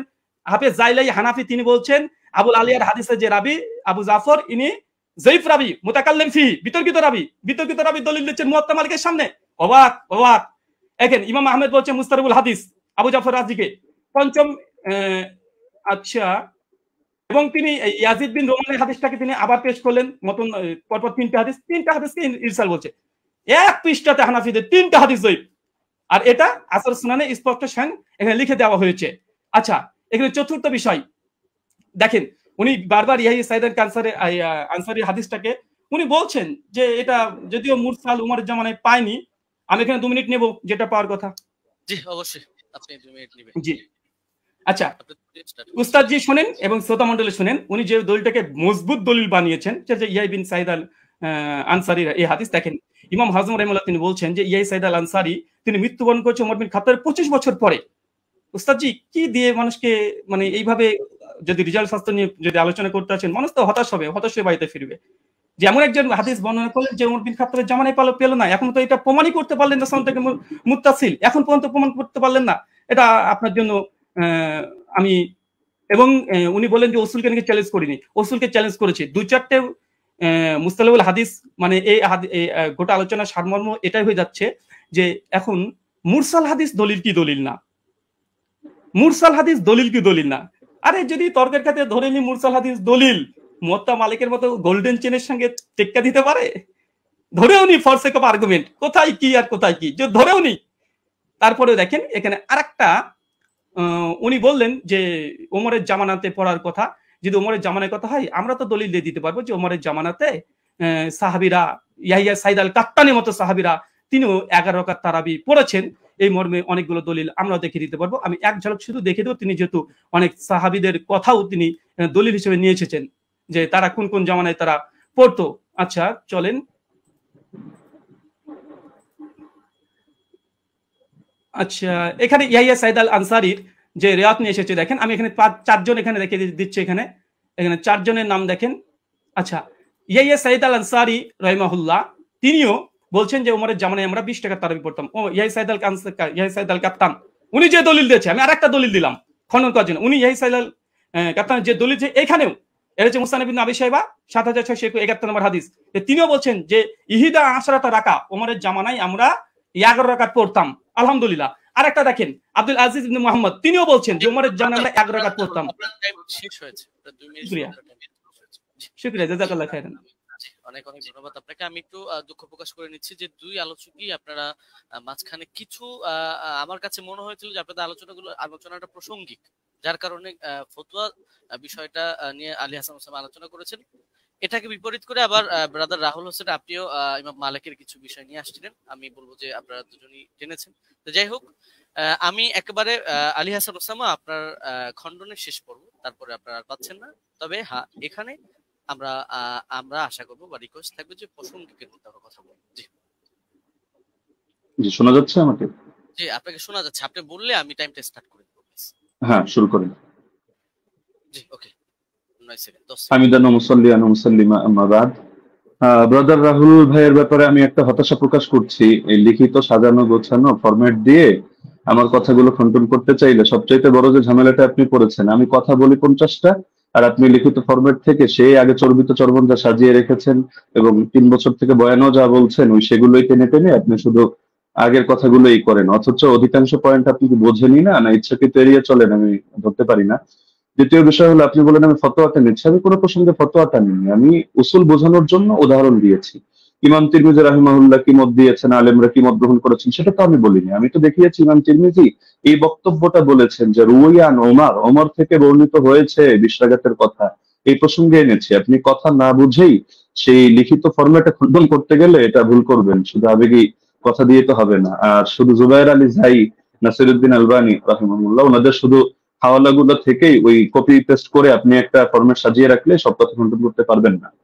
এখন আপনি বারবার বলছেন যে আপনি একটা সনদ দেখান যেটা ইনকিতা নাই। আরে ভাই, আপনি তো উসুলের আলোকে কথায় আসবেন। আপনি তো, আমি যে উসুলগুলো শোনালাম ইতিমধ্যে 8-10টা উসুল শোনানো হয়ে গেছে, আপনি উসুলেরই কোনো ধার ধারছেন না। আপনি মুরসাল নিয়ে শুধু মুকাদ্দিমায়ে মুসলিম থেকে একটা হাওয়ালা দিয়ে দিলেন, ব্যাস শেষ। যেন মুরসাল নিয়ে পৃথিবীতে আর কেউ কখনো কিছু বলেই নেই। তো যাই হোক, আমি এগুলোতে আসবো। আমি প্রথম শুরু করি, আপনি দাউদ বিন কায়েসের যেই বক্তব্যটা দিলেন, যে দাউদ বিন কায়েসের এই বক্তব্যের মধ্যে এখানে আদেশের কোনো কথা নেই। আসলে আপনি আরবি কতটুকু পারেন আমি জানি না, আপনি আরবি মতনগুলো পড়েন না, ইচ্ছাকৃত কিনা আমি জানি না, যে মতনের ভুল থেকে বাঁচার জন্য কিনা, হতে পারে, হলে হতেও পারে, অন্য হিকমত থাকতে পারে, সময় বাঁচানোর ব্যাপারে হতে পারে। আপনি এই বাক্যটার অনুবাদটা করে দিয়েন আমাকে, যে দাউদ বিন কায়েসের রিওয়ায়াতের মধ্যে যে আছে যে আন্না উমর জামা আন-নাস ফি রমাদান আলা উবাই ইবনে কাব ওয়া আলা তামিম আদ-দারি আলা 21 রাকাতান, এই জামাআর সাথে আলা অব্যয়যোগে যখন বলা হয় জামা উমারু, ওমর মানুষকে জমা করেছেন কোন ব্যাপারে, আলা 21 রাকাতান, 21 রাকাতের ব্যাপারে, তখন এর দ্বারা কি বোঝায় যে ওমর আদেশ করেন নাই, ওমর কিছু বলে নাই, তারা নিজেদের থেকে পড়ে নিয়েছেন। এই অনুবাদটা এটা কোন ডিকশনারির আলোকে করলেন পৃথিবীতে? এটা কি মেড ইন ইন্ডিয়া না মেড ইন বাংলাদেশ? এটা আমাকে অনুগ্রহ করে আপনি দেখাবেন। আর আপনি বললেন যে 8 জন বর্ণনা করেছেন, শুধু ওই 3 জনই না। আমি তো 3 জন প্রসঙ্গ আর 8 জন প্রসঙ্গে বলিনি। আমি তো কথাটা বলেছি এই প্রসঙ্গে যে ওনাদের বর্ণনাগুলোর মধ্যে ভিন্নতা আছে, ইস্তেরাব আছে, এই প্রসঙ্গে আমি কথাটা টেনেছি। আপনি মোহাম্মদ বিন ইসহাককে টানলেন এবং তাকে নিয়ে বড় করে কথা বললেন, অথচ মোহাম্মদ বিন ইসহাক তো আমি স্রেফ মনে হয় 5 সেকেন্ড একটা বাক্য হিসেবে, উদাহরণ হিসেবে দেখিয়েছি। আমি মূল আপনাকে সাংঘর্ষিক দাঁড় করিয়েছি দাউদ বিন কায়েসকে। দাউদ বিন কায়েসের এই সনদটাকে আপনার পক্ষে সম্ভব না এটাকে জয়ীফ বলে প্রমাণ করা, এটা সুনিশ্চিত ভাবে। আর আপনি শুধু এটা বারবার বলছিলেন যেখানে আদেশ কথা নাই, আদেশ কথা নাই। আপনি একই রকম কথার মধ্যে দেখেন না যে ইস্তেরাব আছে কিনা। আরে ভাই, এখানে তো আপনার এই জিনিসটা বুঝতে হবে যে ওনার থেকে যারা বর্ণনা করেছে কারো বর্ণনার সাথে কারো বর্ণনা মিল নেই। এক জায়গায় আদেশের কথা আছে, আরেক জায়গায় আদেশের কথা নেই। এক জায়গায় আমলের কথা আছে, আরেক জায়গায় আবার আমলের কথা নেই, শুধু আদেশের কথা। এখন আদেশ নিয়ে আপনি 8টা কেন, আদেশ নিয়ে শুধু দুটোই দেখতে পারবেন। ইমাম মালিকের যে সনদটা আনলেন সেখানে ইমাম মালিক রহমতুল্লাহ আলী তার সনদের মধ্যে আছে যে তিনি আদেশ দিয়েছেন, আর দাউদ বিন কায়েসের মধ্যে আছে যে আদেশ দিয়েছেন। কিন্তু এখন দাউদ বিন কায়েসের এই সনদের মধ্যে জামা আলা এটা যোগ করলে অর্থ এটাই দাঁড়ায় যে ওমর মানুষকে 21 রাকাতের ব্যাপারে একত্রিত করেছেন। তাহলে এটা কিভাবে সম্ভব যে একই হাদিসের মধ্যে এক জায়গায় বলা হচ্ছে 21 রাকাত, আর এক জায়গায় বলা হচ্ছে 11 রাকাত? যদি হাদিস ভিন্ন ভিন্ন হতো, ভিন্ন ভিন্ন বর্ণনাকারী থেকে, আমরা তাহলে ধরতাম না এটা জামানার ভিন্নতা। লেকিন এরকম তো কোনো ব্যাপার ঘটেনি। সুতরাং এটা গায়ে পড়ে করা হয় না। আর সাত বর্ণনা কাকে বলে? দাউদ বিন কায়েসকে আপনি কোন পর্যায়ে দাঁড় করিয়ে আপনি সাজ এখানে বলবেন, বা আপনি এটাকে ওইটার সাথে সাংঘর্ষিক করবেন? যদি এক রেওয়ায়েতের মধ্যে সংখ্যা কম পাই আর এক রেওয়ায়েতের মধ্যে সংখ্যা বেশি পাই, তাহলে সেই ক্ষেত্রে কি হুকুম আছে? এটা তো আপনার ফতোয়ার আলোকেই করতে হবে। আপনি তো মন গড়া একটা বললে হবে না। আর কিছু কথা তো আপনি বলেছেন একদম মানে সনদ ছাড়া, যেগুলোর কোনো সনদই নেই। আপনি ইমাম মালিকের একটা ফতোয়া আনলেন, হলো তার এক শাগরেদ বলেছেন, তো তার শাগরেদ থেকে কি আপনি শুনেছেন না কিতাবের লেখক ডাইরেক্ট শুনেছে? মাঝখানে সনদগুলো গেল কোথায়? আর আপনি মাযহাব নিয়ে কথা বলতে চাইলে মাযহাবের ব্যাপারে মূলনীতিগুলো তো আপনার জানা থাকা দরকার। ধরেন মালিকি মাযহাব নিয়ে আমি 100টা মত পেলাম, তাহলে আমি কোন মতটা চূড়ান্ত ধরবো? এখন ইমাম মালিক থেকে একটা বিশুদ্ধ মত দেখাতে পারবেন না যে ইমাম মালিক রহমতুল্লাহ আলী কোথাও আত্মাঘাতের মতামত দিয়েছেন। আপনি হাফিজ ইবনে হাজার আসকালানী রহমতুল্লাহ আলী, আপনাদেরও পছন্দের ব্যক্তিত্ব, তার কিতাব থেকেও আপনারা দেখে নিতে পারেন, অথবা তার হাওয়ালা আমি হুবহু বাক্য বলে দিচ্ছি। তিনি লিখেছেন ইতিমাদুহুম ফিল আহকাম ওয়াল ফাতওয়া আলা মা রাওয়াহু ইবনুল কাসিম আন মালিক সাওয়াউন ওয়াফাকা মা ফিল মুওয়াত্তা আম লা, যে ফতোয়া দেওয়ার ক্ষেত্রে, বিধিবিধান বর্ণনা করার ক্ষেত্রে ইবনুল কাসিম যেটা বর্ণনা করবে ইমাম মালিক থেকে সেটাই গ্রহণযোগ্য, এবং সেটা মুওয়াত্তা কিতাবের মধ্যে যা আছে তার সাথে মিলুক বা না মিলুক, এটা হলো মাযহাবের মূল ভিত্তি হিসেবে ধরা হবে। এটা তাজিলুল মানফা 4 নম্বর পৃষ্ঠার মধ্যে পেয়ে যাবেন। তো ওনার শাগরেদ ইবনুল কাসিম বলেন, ইবনে আইমান বলেন, তাদের থেকে কোথাও আপনি আত্রাগাতের দূরতম কথাও দেখাতে পারবেন না। আত্রাগাতের কথা আল্লামা আইনি যেটা এনেছেন, সৈয়দী যেটা এনেছেন, আপনি সৈয়দীটা তো আনেননি, এটা আপনার নজরে পড়ে নেই হয়তো, যে জায়গা থেকে কপি পেস্ট করেছেন। না হলে এর বিপরীতে আমি আপনাকে, যদি 100 চান আমি 100 হাওলা আপনাকে দিয়ে দিতে পারবো। যদি আপনি বলেছেন যে আলাদা ডিবেটের আয়োজন করলে, তো ঠিক আছে, করতে পারেন। তো ইমাম আইনি বলেছেন, ইমাম সৈয়দী বলেছেন, বেসনদ কথাবার্তা কোথাও দলিলযোগ্য হবে না। তো মোহাম্মদ বিন ইসহাক এখানে ফ্যাক্টর না, আর অন্য লোক ফ্যাক্টর না। আর আপনি বলছেন যে আমরা দেওবন্দিরা গায়ে পড়ে দাবি করি মুস্তারিদ, আর কেউ দাবি করে না কেন? আপনি তো আহলে হাদিস ঘরানার। তো আপনাদের পিস পাবলিকেশন থেকে বই প্রকাশিত হয়েছে রাসূল সাল্লাল্লাহু আলাইহি ওয়াসাল্লামের প্র্যাকটিক্যাল নামাজ কোরআন ও সহিহ হাদিসের আলোকে। এই বইয়ের 222 নম্বর পৃষ্ঠা থেকে আমি আপনাকে শোনাচ্ছি। তার শাসন আমলে, তার মানে ওমরের কথা চলছে, 11 রাকাত এবং 21 রাকাত তারাবি সালাত আদায়ের প্রমাণ পাওয়া যায়। সাহেব রাদিয়াল্লাহু আনহু তৃতীয় ছাত্র মুহাম্মদ ইবনে ইউসুফ উপরোক্ত কথাগুলোর বর্ণনাকারী হাদিসের মূল সূত্র অনুসারে একই রাবির একই বিষয়ে পৃথক পৃথক মত প্রকাশ করা বিশুদ্ধ হওয়ার অন্তরায়। সুতরাং বিশ্বাকাতের অভিন্ন মত গ্রহণ করাই যুক্তিসঙ্গত। তাহলে ইস্তেলাফের কথা কি আমরা টানলাম নাকি আপনাদের লোকেরাও এটা টেনেছে? এটা তো আপনাদের স্পষ্টভাবে দেখা দরকার। আর আপনি বারবার শুধু এই প্রসঙ্গগুলো তো এখানে অপ্রাসঙ্গিক কথা টানলে হবে না, যে গোল্ডেন চেইন, আরে গোল্ডেন চেইন নাকি এটা ডায়মন্ডের চেইন নাকি হলো এটা রূপার চেইন, সেটা তো আমাদের দরকার না। আমাদের দরকার হলো আপনার এখানে 5টা জিনিস তো এক রাখতে হবে। আপনি শুধু আমাদের কথা প্রসঙ্গে বলছেন যে সনদের মধ্যে কোনো ইনকিতা নাই, আপনারা প্রমাণ করেন। আরে সনদের মধ্যে তো ইনকিতা বাস্তবেই নাই। আপনি যে ইনকিতা আপনার চোখে দেখতে পাচ্ছেন, এটা আপনার পড়াশোনা কম থাকার কারণে হচ্ছে। না হলে আমি তো উসুলের আলোকে দেখালাম, উসুলগুলো তো আপনি খণ্ডন করতে পারেননি এবং সম্ভব না। তো যার কারণে সনদের মধ্যে তো ইনকিতা নেই, তো শুধু গায়ের জোরে বললে তো হবে না। তো হাদিসটা যারা বলেছে হাদিস সহিহ হওয়ার জন্য এই 5টা শর্ত, সেই ইমামরাই, এটা অন্য কোনো ইমাম না। আমি আজিব গারিব কারো নাম টানি নাই বা আমাদের কোনো বড় হুজুরের নাম টানি নেই, তারাই এই মূলনীতিটা দাঁড় করিয়েছেন। তো সুতরাং এটাকে আপনি গায়ের জোরে অথবা চাপার জোরে বা একটা হাসি দিয়ে ফেলে দেওয়ার মতো বিষয় না। তো আবার কিছু আলোচনা টেনেছেন একেবারে অপ্রাসঙ্গিক, যেমন ওমর কাকে আদেশ দিয়েছেন। আচ্ছা, ওমর আপনাকে আদেশ দিল বা আমাকে আদেশ দিল, কাকে আদেশ দিল এটার সাথে কোন বিষয়ের সম্পর্ক? এখন রাজুলান, এই রাজুলান শব্দটা যদি এমন হয় যে পৃথিবীর কেউ কোনোদিন জানতে পারলো না যে রাজুলানটাকে উবাই বিন কাব নাকি তামিম দারি নাকি অন্য কোনো সাহাবী, এটা কি সমস্যা? আমাদের তো আলোচ্য বিষয় এটা, ওমর রাদিয়াল্লাহু আনহু তিনি কত রাকাতের আদেশ করেছেন, 8 নাকি 20। 8-এর পক্ষে আপনি যে দলিল দিয়েছেন সেই দলিলটা মুস্তারিব একটা রিওয়ায়াত, যে রিওয়ায়াতটা গ্রহণযোগ্য না। আপনাদের কিতাবের মধ্যেই লেখা আছে যে না, এই রিওয়ায়াতটা দলিলযোগ্য হয় না। তো সুতরাং এটা তো আমাদের এখানে টেনে লাভ নেই। তার মধ্যে আরো কিছু আলোচনা টেনেছেন একেবারে প্রাসঙ্গিক, যে এমন জিনিস দেখান, অমুকের আগে কে করেছে, তমুকের আগে কে করেছে, মাদানী রাওয়ি, সিলসিলাতুল জাহাবিয়া, গোল্ডেন চেইন ইত্যাদি। এগুলো দেখানো না দেখানো তো মূল বিষয় না। আপনি অপ্রাসঙ্গিক প্রশ্ন আমিও চাইলে আপনাকে 100টা করতে পারি, কিন্তু আমি পূর্বের অংশগুলোতে একটা অপ্রাসঙ্গিক কথা বলিনি। অতি অল্প সময়ের মধ্যে শুধু আপনাকে আমি মূলনীতিগুলো বলেছি, লেকিন আপনি যেহেতু আগে একটা ফরম্যাট সাজিয়ে এনেছেন, তো যার কারণে মূলনীতিগুলো আপনি করেননি। এই যে আবু জাফরকে নিয়ে আপনি মাঝখান থেকে কথা প্রসঙ্গে টেনেছেন, যদি আমি এগুলো মূল দলিল দেইনি। আরো মজার বিষয় হলো আপনি এমন কিছু খণ্ডন করে দিয়েছেন যেটা আমি বলিই নাই। আবার আমি যেটা বলেছি এমন অধিকাংশ পয়েন্ট দিয়েছেন বাদ দিয়ে কয়েকটা রিওয়ায়াত বললেন যে আপনি এটা বলেছেন, আমি হতাশ, অথচ এটার জবাব এটা, অথচ সেটা আমি বলিনি। তো মাঝখানে আবু জাফরকে টেনে এনেও আপনি দাঁড় করিয়ে দিলেন যে আবু জাফর এটা সর্বসম্মতিক্রমে যায়িফ, কিছু কারণও টানলেন, অথচ আবু জাফর মুখতালাফ ফিহি যায়িফ না। যদিও এটা মূল আলোচনা, প্রাসঙ্গিক ভাবে বলছি, মুখতালাফ ফিহি যায়িফ না, তাকে নিয়ে ইখতিলাফ হওয়া ভিন্ন জিনিস আর চূড়ান্ত ভাবে যায়িফ হিসেবে স্বীকৃত হওয়া ভিন্ন জিনিস। আপনি যে মত টানলেন এই মতের মধ্যেও তো আপনি মিস্টেক করেছেন। দেখা যাচ্ছে আলবানী রাহিমাহুল্লাহ এক্ষেত্রে এই কাজটা করেছেন, সদুকুন এই শব্দটা বাদ দিয়ে পরবর্তী যে কথাটা তিনি ভুল করেন ইত্যাদি, তার মধ্যে সমস্যা, ওই কথাটা টেনেছেন। তো সদুকুন হুকুমটা বাদ দিয়ে দিয়েছেন। অথচ আবু জাফরকে নিয়ে যদি দেখেন, ইয়াহয়া ইবনে মাইন সিকা বলেছেন, ইবনু আবি মারিয়াম বলেছেন তার হাদিস লেখা যাবে, সমস্যা নেই। ইবনুল মাদিনী বলেছেন সে আমাদের দৃষ্টিতে সিকা। ইবনু আম্মার মাউসিলি বলেছেন সিকা। আবু হাতিম বলেছেন সিকা, সাদুক, সালিহুল হাদিস। জাকারিয়া সাজু বলেছেন সাদুকুন লাইসা বিমুতকিনিন। ইবনু আদি বলেছেন লাহু আহাদিসু সালিহা ওয়াকাদ রাওয়া আনহু الناس واحاديثها عامتها مستقيمه وارجو انه لا باس به। ইবনু সাদ বলেছেন কানা সিকা। হাকিম বলেছেন সিকা। ইবনু আব্দুল বার বলেছেন হুয়া ইনদাহুম সিকা আলিমুন বিতাফসিরুল কোরআন। এগুলো আরো দেখতে পারেন আপনি তাহযিবুত তাহযিব 10 নম্বর খণ্ড 62 নম্বর পৃষ্ঠা। তো আবার তার থেকে কি কি দুর্বল বর্ণনা, এগুলো আলাদা লিস্ট আপনি পাবেন হাফিজ ইবনে আদির কিতাবের মধ্যে, আল কামিল, যেটা 5 নম্বর খণ্ড 255 পৃষ্ঠা। সেখানে দেখবেন এই তারাবি সংক্রান্ত রিওয়ায়াতটা তিনি টানেননি।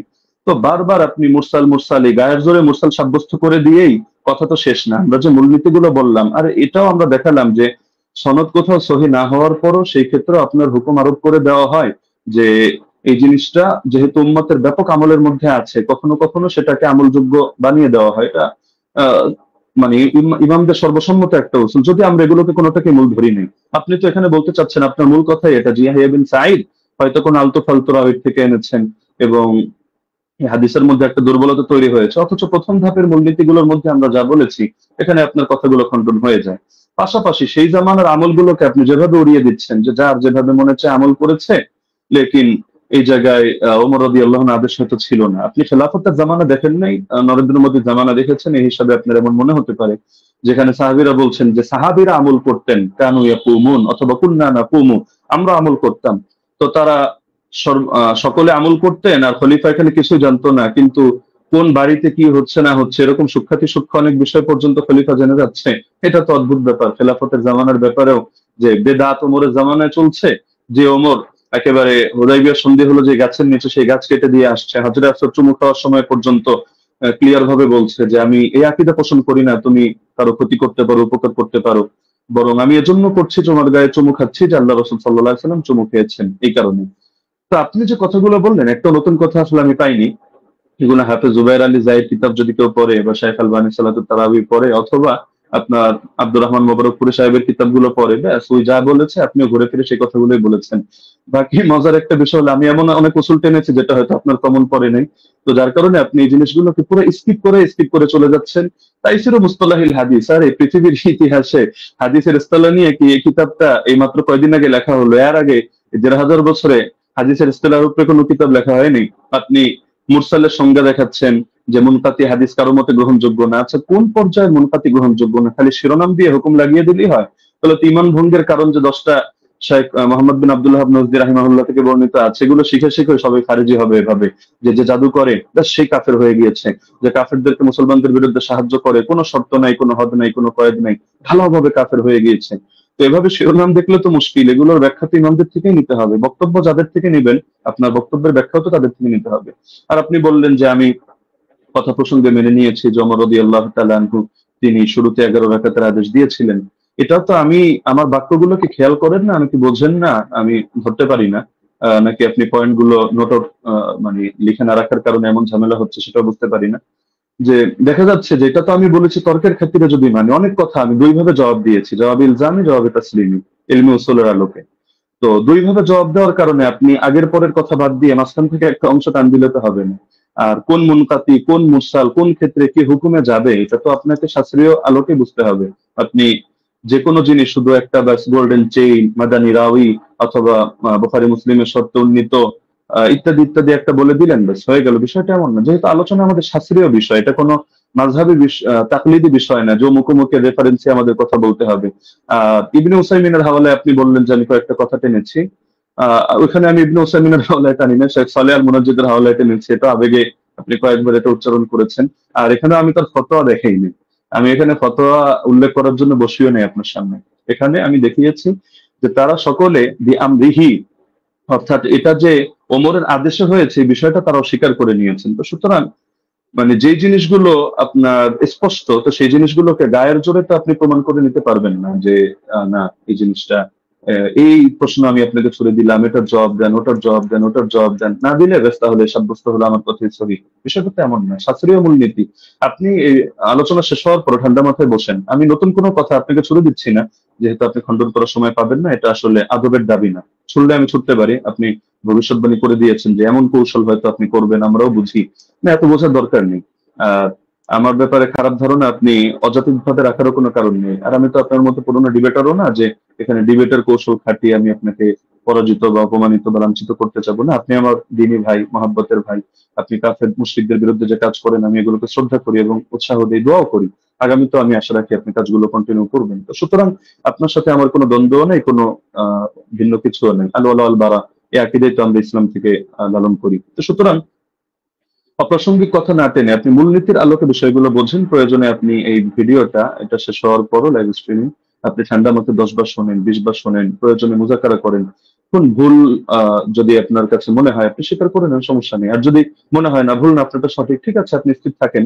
বাকি সারা দেশ তো দেখছে, তারা বিষয়গুলো সঠিকভাবে বিবেচনা করবে। আমরা তো এখানে কোনো বিচারক নির্ধারণ করে বসিনি। তো যার কারণে পুরো দেশ এটা কমন সেন্স দিয়ে বিবেচনা করবে। জাযাকাল্লাহ, আমি সেকেন্ড সময় অতিরিক্ত নিচ্ছি না।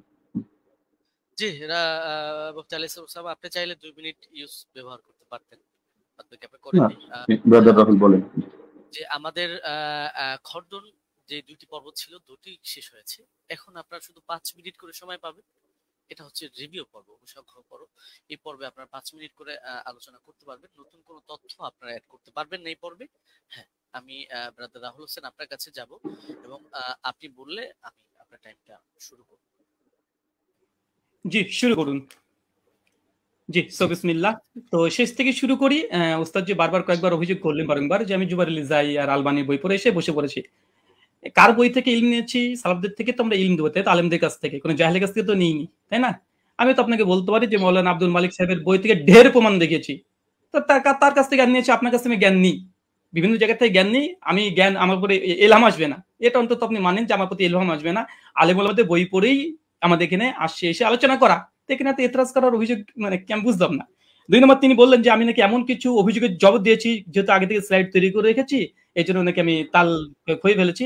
আমি অবাক হয়েছি, যে ভাবলাম যে ওস্তাদজি হয়তো অনেক কিছু মানে একদম ইলমে হাদিসের অনেক কিছু নিয়ে আসবে, এসে আমি অবাক হয়েছি, না কিছুই নিয়ে আসেনি, একটা মুত্তাসিল সনদই পেশ করতে পারেনি।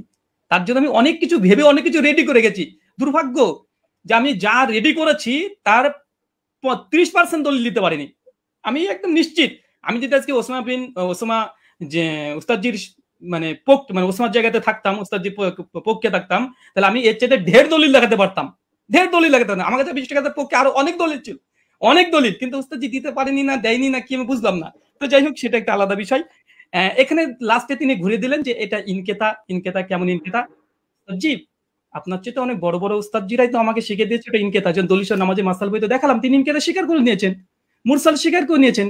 জাফর আহমদ উসমানী বলছে মুরসাল ইনকেতা আছে, বিচ্ছিন্নতা আছে। আমি আপনার পরিষ্কার চ্যালেঞ্জ করেছি, জবাব আপনি এখন পর্যন্ত দিচ্ছেন না। যে হাদিস সহিহ হওয়ার জন্য 5টা শর্ত, প্রথম শর্ত হাদিস মুত্তাসিল হতে হবে।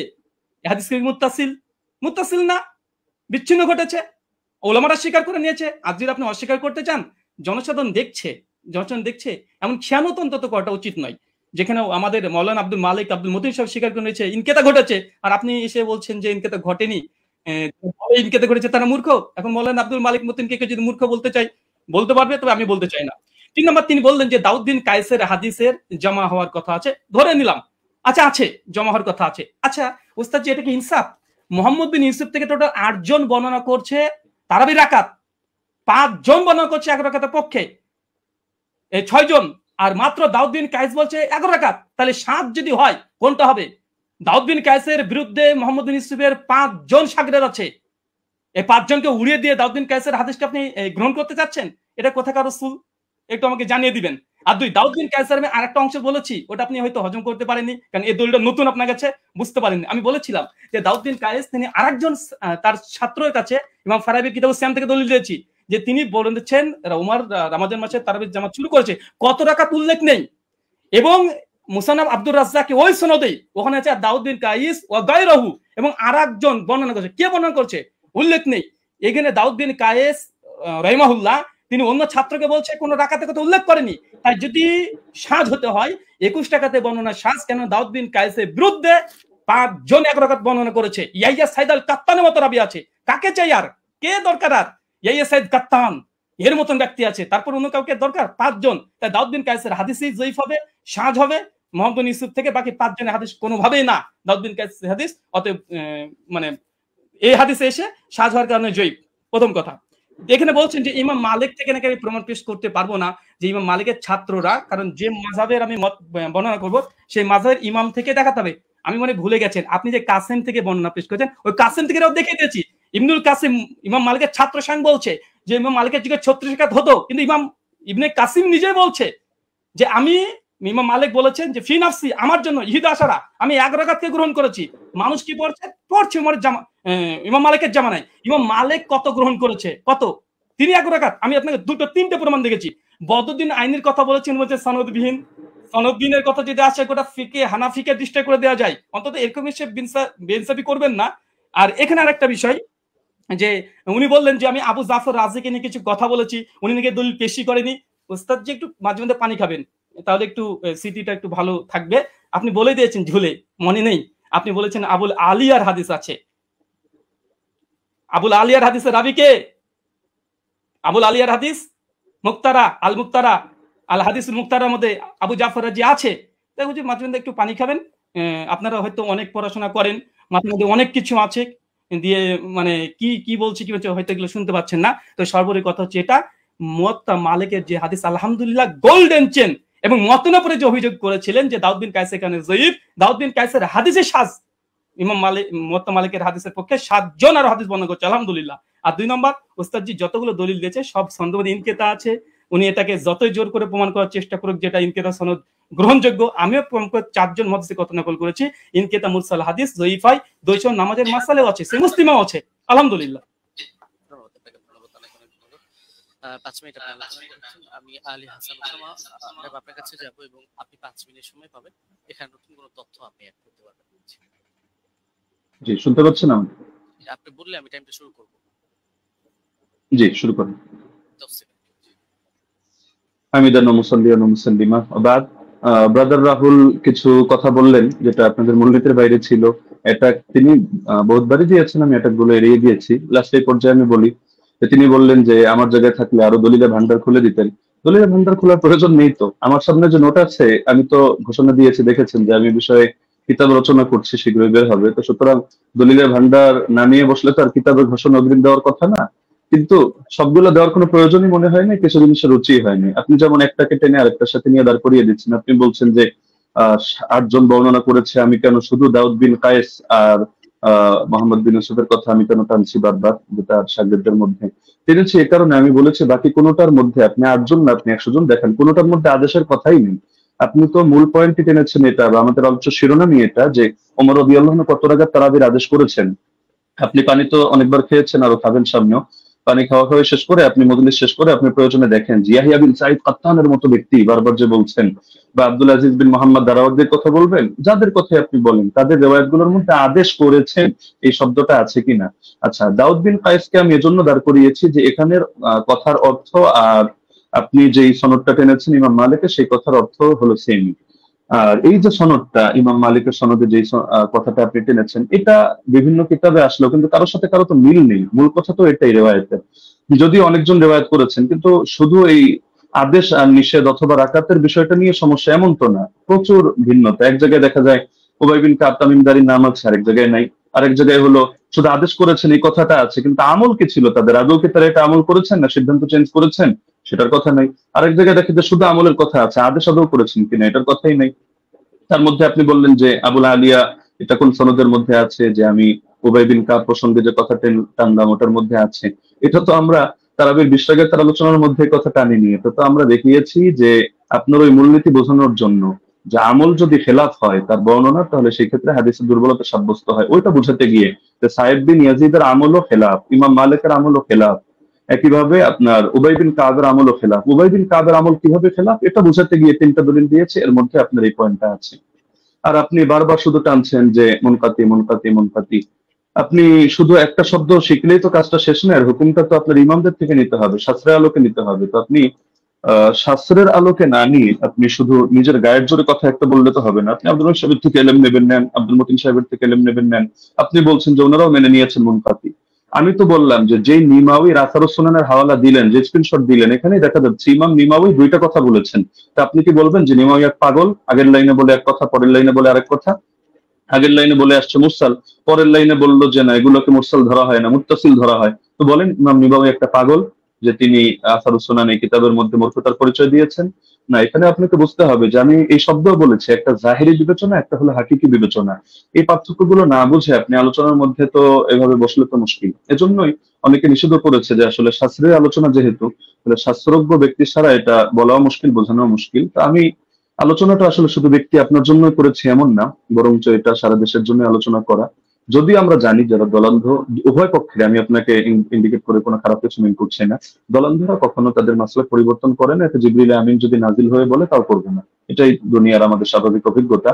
তবে শাস্ত্র বোঝার মতো যোগ্যতা যদি কারো থাকে, তাহলে আপনার আলোচনা আমার আলোচনা সবগুলো নিরপেক্ষভাবে বসে কেউ যদি বিবেচনা করে সেই ক্ষেত্রে সিদ্ধান্ত নিতে পারবে, কোনো সমস্যার কিছু নেই। এটা নিয়ে আলাদা করে আমারও মন্তব্য করার কিছু নেই, আপনারও মন্তব্য করার কিছু নেই। মন্তব্য এটা জাতি করবে। এখন আমি যদি গায়ের জোরে একটা মন্তব্য করি, আপনি যদি গায়ের জোরে একটা মন্তব্য করেন, এটা ঘুরে ফিরে সেই চর্বিত চর্বণ কথাই হবে। এটা জাতি তারা রিভিউ দিতে পারবে, তারা আলোচনা করতে পারবে। আর আপনি ইমাম মালিক রাহিমাহুল্লাহ সূত্রে ইবনুল কাসেমের থেকে যে বর্ণনাটা আনলেন, আমি তো এটা বলেছি যে এটা নিয়ে যদি আপনি আলোচনায় বসতে চান তাহলে স্বাগতম আপনাকে। আমরা কত শত আপনার রেফারেন্স দরকার আমরা দেখিয়ে দিব যে ইমাম মালিক রহমাতুল্লাহ আলাইহি থেকে সির্ফ 2টা মত আছে। আমি দায়িত্ববোধের সাথে বলছি, একটা হলো 36 রাকাতের আর আরেকটা হলো 20 রাকাতের। 8 রাকাত পড়েছেন উনি, অথবা পড়াকে পছন্দ করতেন, অথবা তার মাযহাবের ব্যাপারে এটা ফতোয়া জারি করেছেন, এটা আপনি প্রমাণ করতে পারবেন না। হ্যাঁ, এখন বিভিন্ন কিতাবে বিচ্ছিন্নভাবে বিভিন্ন বক্তব্য আসতে পারে, এটা আপনিও জানেন। ইমাম ইবনুল হুমামের বক্তব্য যদি আপনি দাঁড় করান তারাবির ব্যাপারে, তাহলে দেখা যাবে আরেক ইমামের বক্তব্য দ্বারাই তার খণ্ডন হবে। তো এগুলো তো কিতাবের মধ্যে বহুত কিছুই থাকবে। শাস্ত্রের কাজই তো এটা, আপনি কিতাব থেকে কিভাবে আলাদা আলাদা করে বুঝবেন এই জিনিসটা আপনাকে হাসিল করতে হবে। আর আপনি যে কথাটা বললেন মুরসালের হুকুমটা সহিহ মুসলিম থেকে, যেহেতু সময় প্রায় শেষ আমি এটা বলার সুযোগ নেই, আমি আপনাকে রেফারেন্সটা দিয়ে দিচ্ছি। শারহ ইলাল তিরমিজি 1 নম্বর খণ্ড 543 পৃষ্ঠা থেকে আপনি এটা দেখে নেবেন যে আসলে এই মুরসালকে ঢালাওভাবে অগ্রহণযোগ্য কিনা। না, অগ্রহণযোগ্য না, এই কথাটা একটা বেদাতি কথা। তো এটা কিভাবে কি আমি আর সময় নিচ্ছি না, আপনি দেখে নিয়েন শারহ ইলাল তিরমিজি থেকে। জাযাকুমুল্লাহ, উহিব্বুকা ফিল্লাহ। আসসালামু আলাইকুম ওয়া রাহমাতুল্লাহ। জি, আপনাদের দুজনকে অনেক অনেক ধন্যবাদ, এবং ব্রাদার রাহুল হোসেন এবং শেখ মুফতি আলী হাসান ওসামা। আমাদের এই প্রোগ্রামটা খুবই চ্যালেঞ্জিং ছিল। আলহামদুলিল্লাহ আমরা চেষ্টা করেছি প্রোগ্রামটি নিরপেক্ষভাবে পর্যালোচনা করার জন্য, পরিচালনা করার জন্য, এবং এই প্রোগ্রামটি আপনারা আমাকে সহযোগিতা করেছেন। দুজনেই খুব সুন্দর আলোচনা করেছেন, এবং যারাই আলোচনা শুনেছেন আমি বলবো যে আপনারা নিজেদের মধ্যে ফাসাদ না করে আপনারা অবশ্যই দলিল গুলোকে বিবেচনা করে আপনারা সেই অনুযায়ী আমল করবেন। এবং আজকে আমার প্রোগ্রাম পরিচালনার ক্ষেত্রে যারা আমাকে সহযোগিতা করেছে, আমার পরিচালনা কমিটি, আমাদের সাথে রয়েছেন সকলের সুপরিচিত শেখ মাহবুবুল আমিন ভাই, তিনি নাস্তিকদের সাথেও ডিবেট করেন, এবং আমার সাথে রয়েছেন আমাদের রিপোর্টার মোশাররফ হোসেন ভাই এবং শিহাব মির্জা ভাই সহ আরো কয়েকজন ছিলেন। সকলকে ধন্যবাদ জানাই, এবং সর্বোপরি আমি প্রোগ্রামটি শেষ করব, শুধু শেষ কথা বলবো যে আমরা সকলেই নিজেদের মধ্যে মতানৈক্যকে দ্বন্দ্ব হিসাবে না নিয়ে আমরা নিজেদের যে মতের পার্থক্য আছে সেটাকে সুন্দরভাবে বিবেচনা করে আমরা উগ্রতা না করে নিজেদের সুন্দর মন মানসিকতায় মেনে নিই। এ পর্যন্তই আমি বলবো, এবং শেষ করব। শেখ মুফতি আলী হাসান ওসামা হাফিজাহুল্লাহ এবং ব্রাদার রাহুল হোসেন হাফিজাহুল্লাহ, আপনাদের দুজনের জন্য অনেক অনেক শুভকামনা রইল। আপনারা ভালো থাকবেন, সুস্থ থাকবেন। এতক্ষণ পর্যন্ত দর্শক যারা আমাদেরকে দেখেছেন, সময় দিয়েছেন, আপনাদেরকেও অনেক অনেক ধন্যবাদ। আজকের মতো বিদায় নিচ্ছি। আসসালামু আলাইকুম ওয়া রাহমাতুল্লাহি ওয়া বারাকাতুহু। ওয়া আলাইকুম আসসালাম।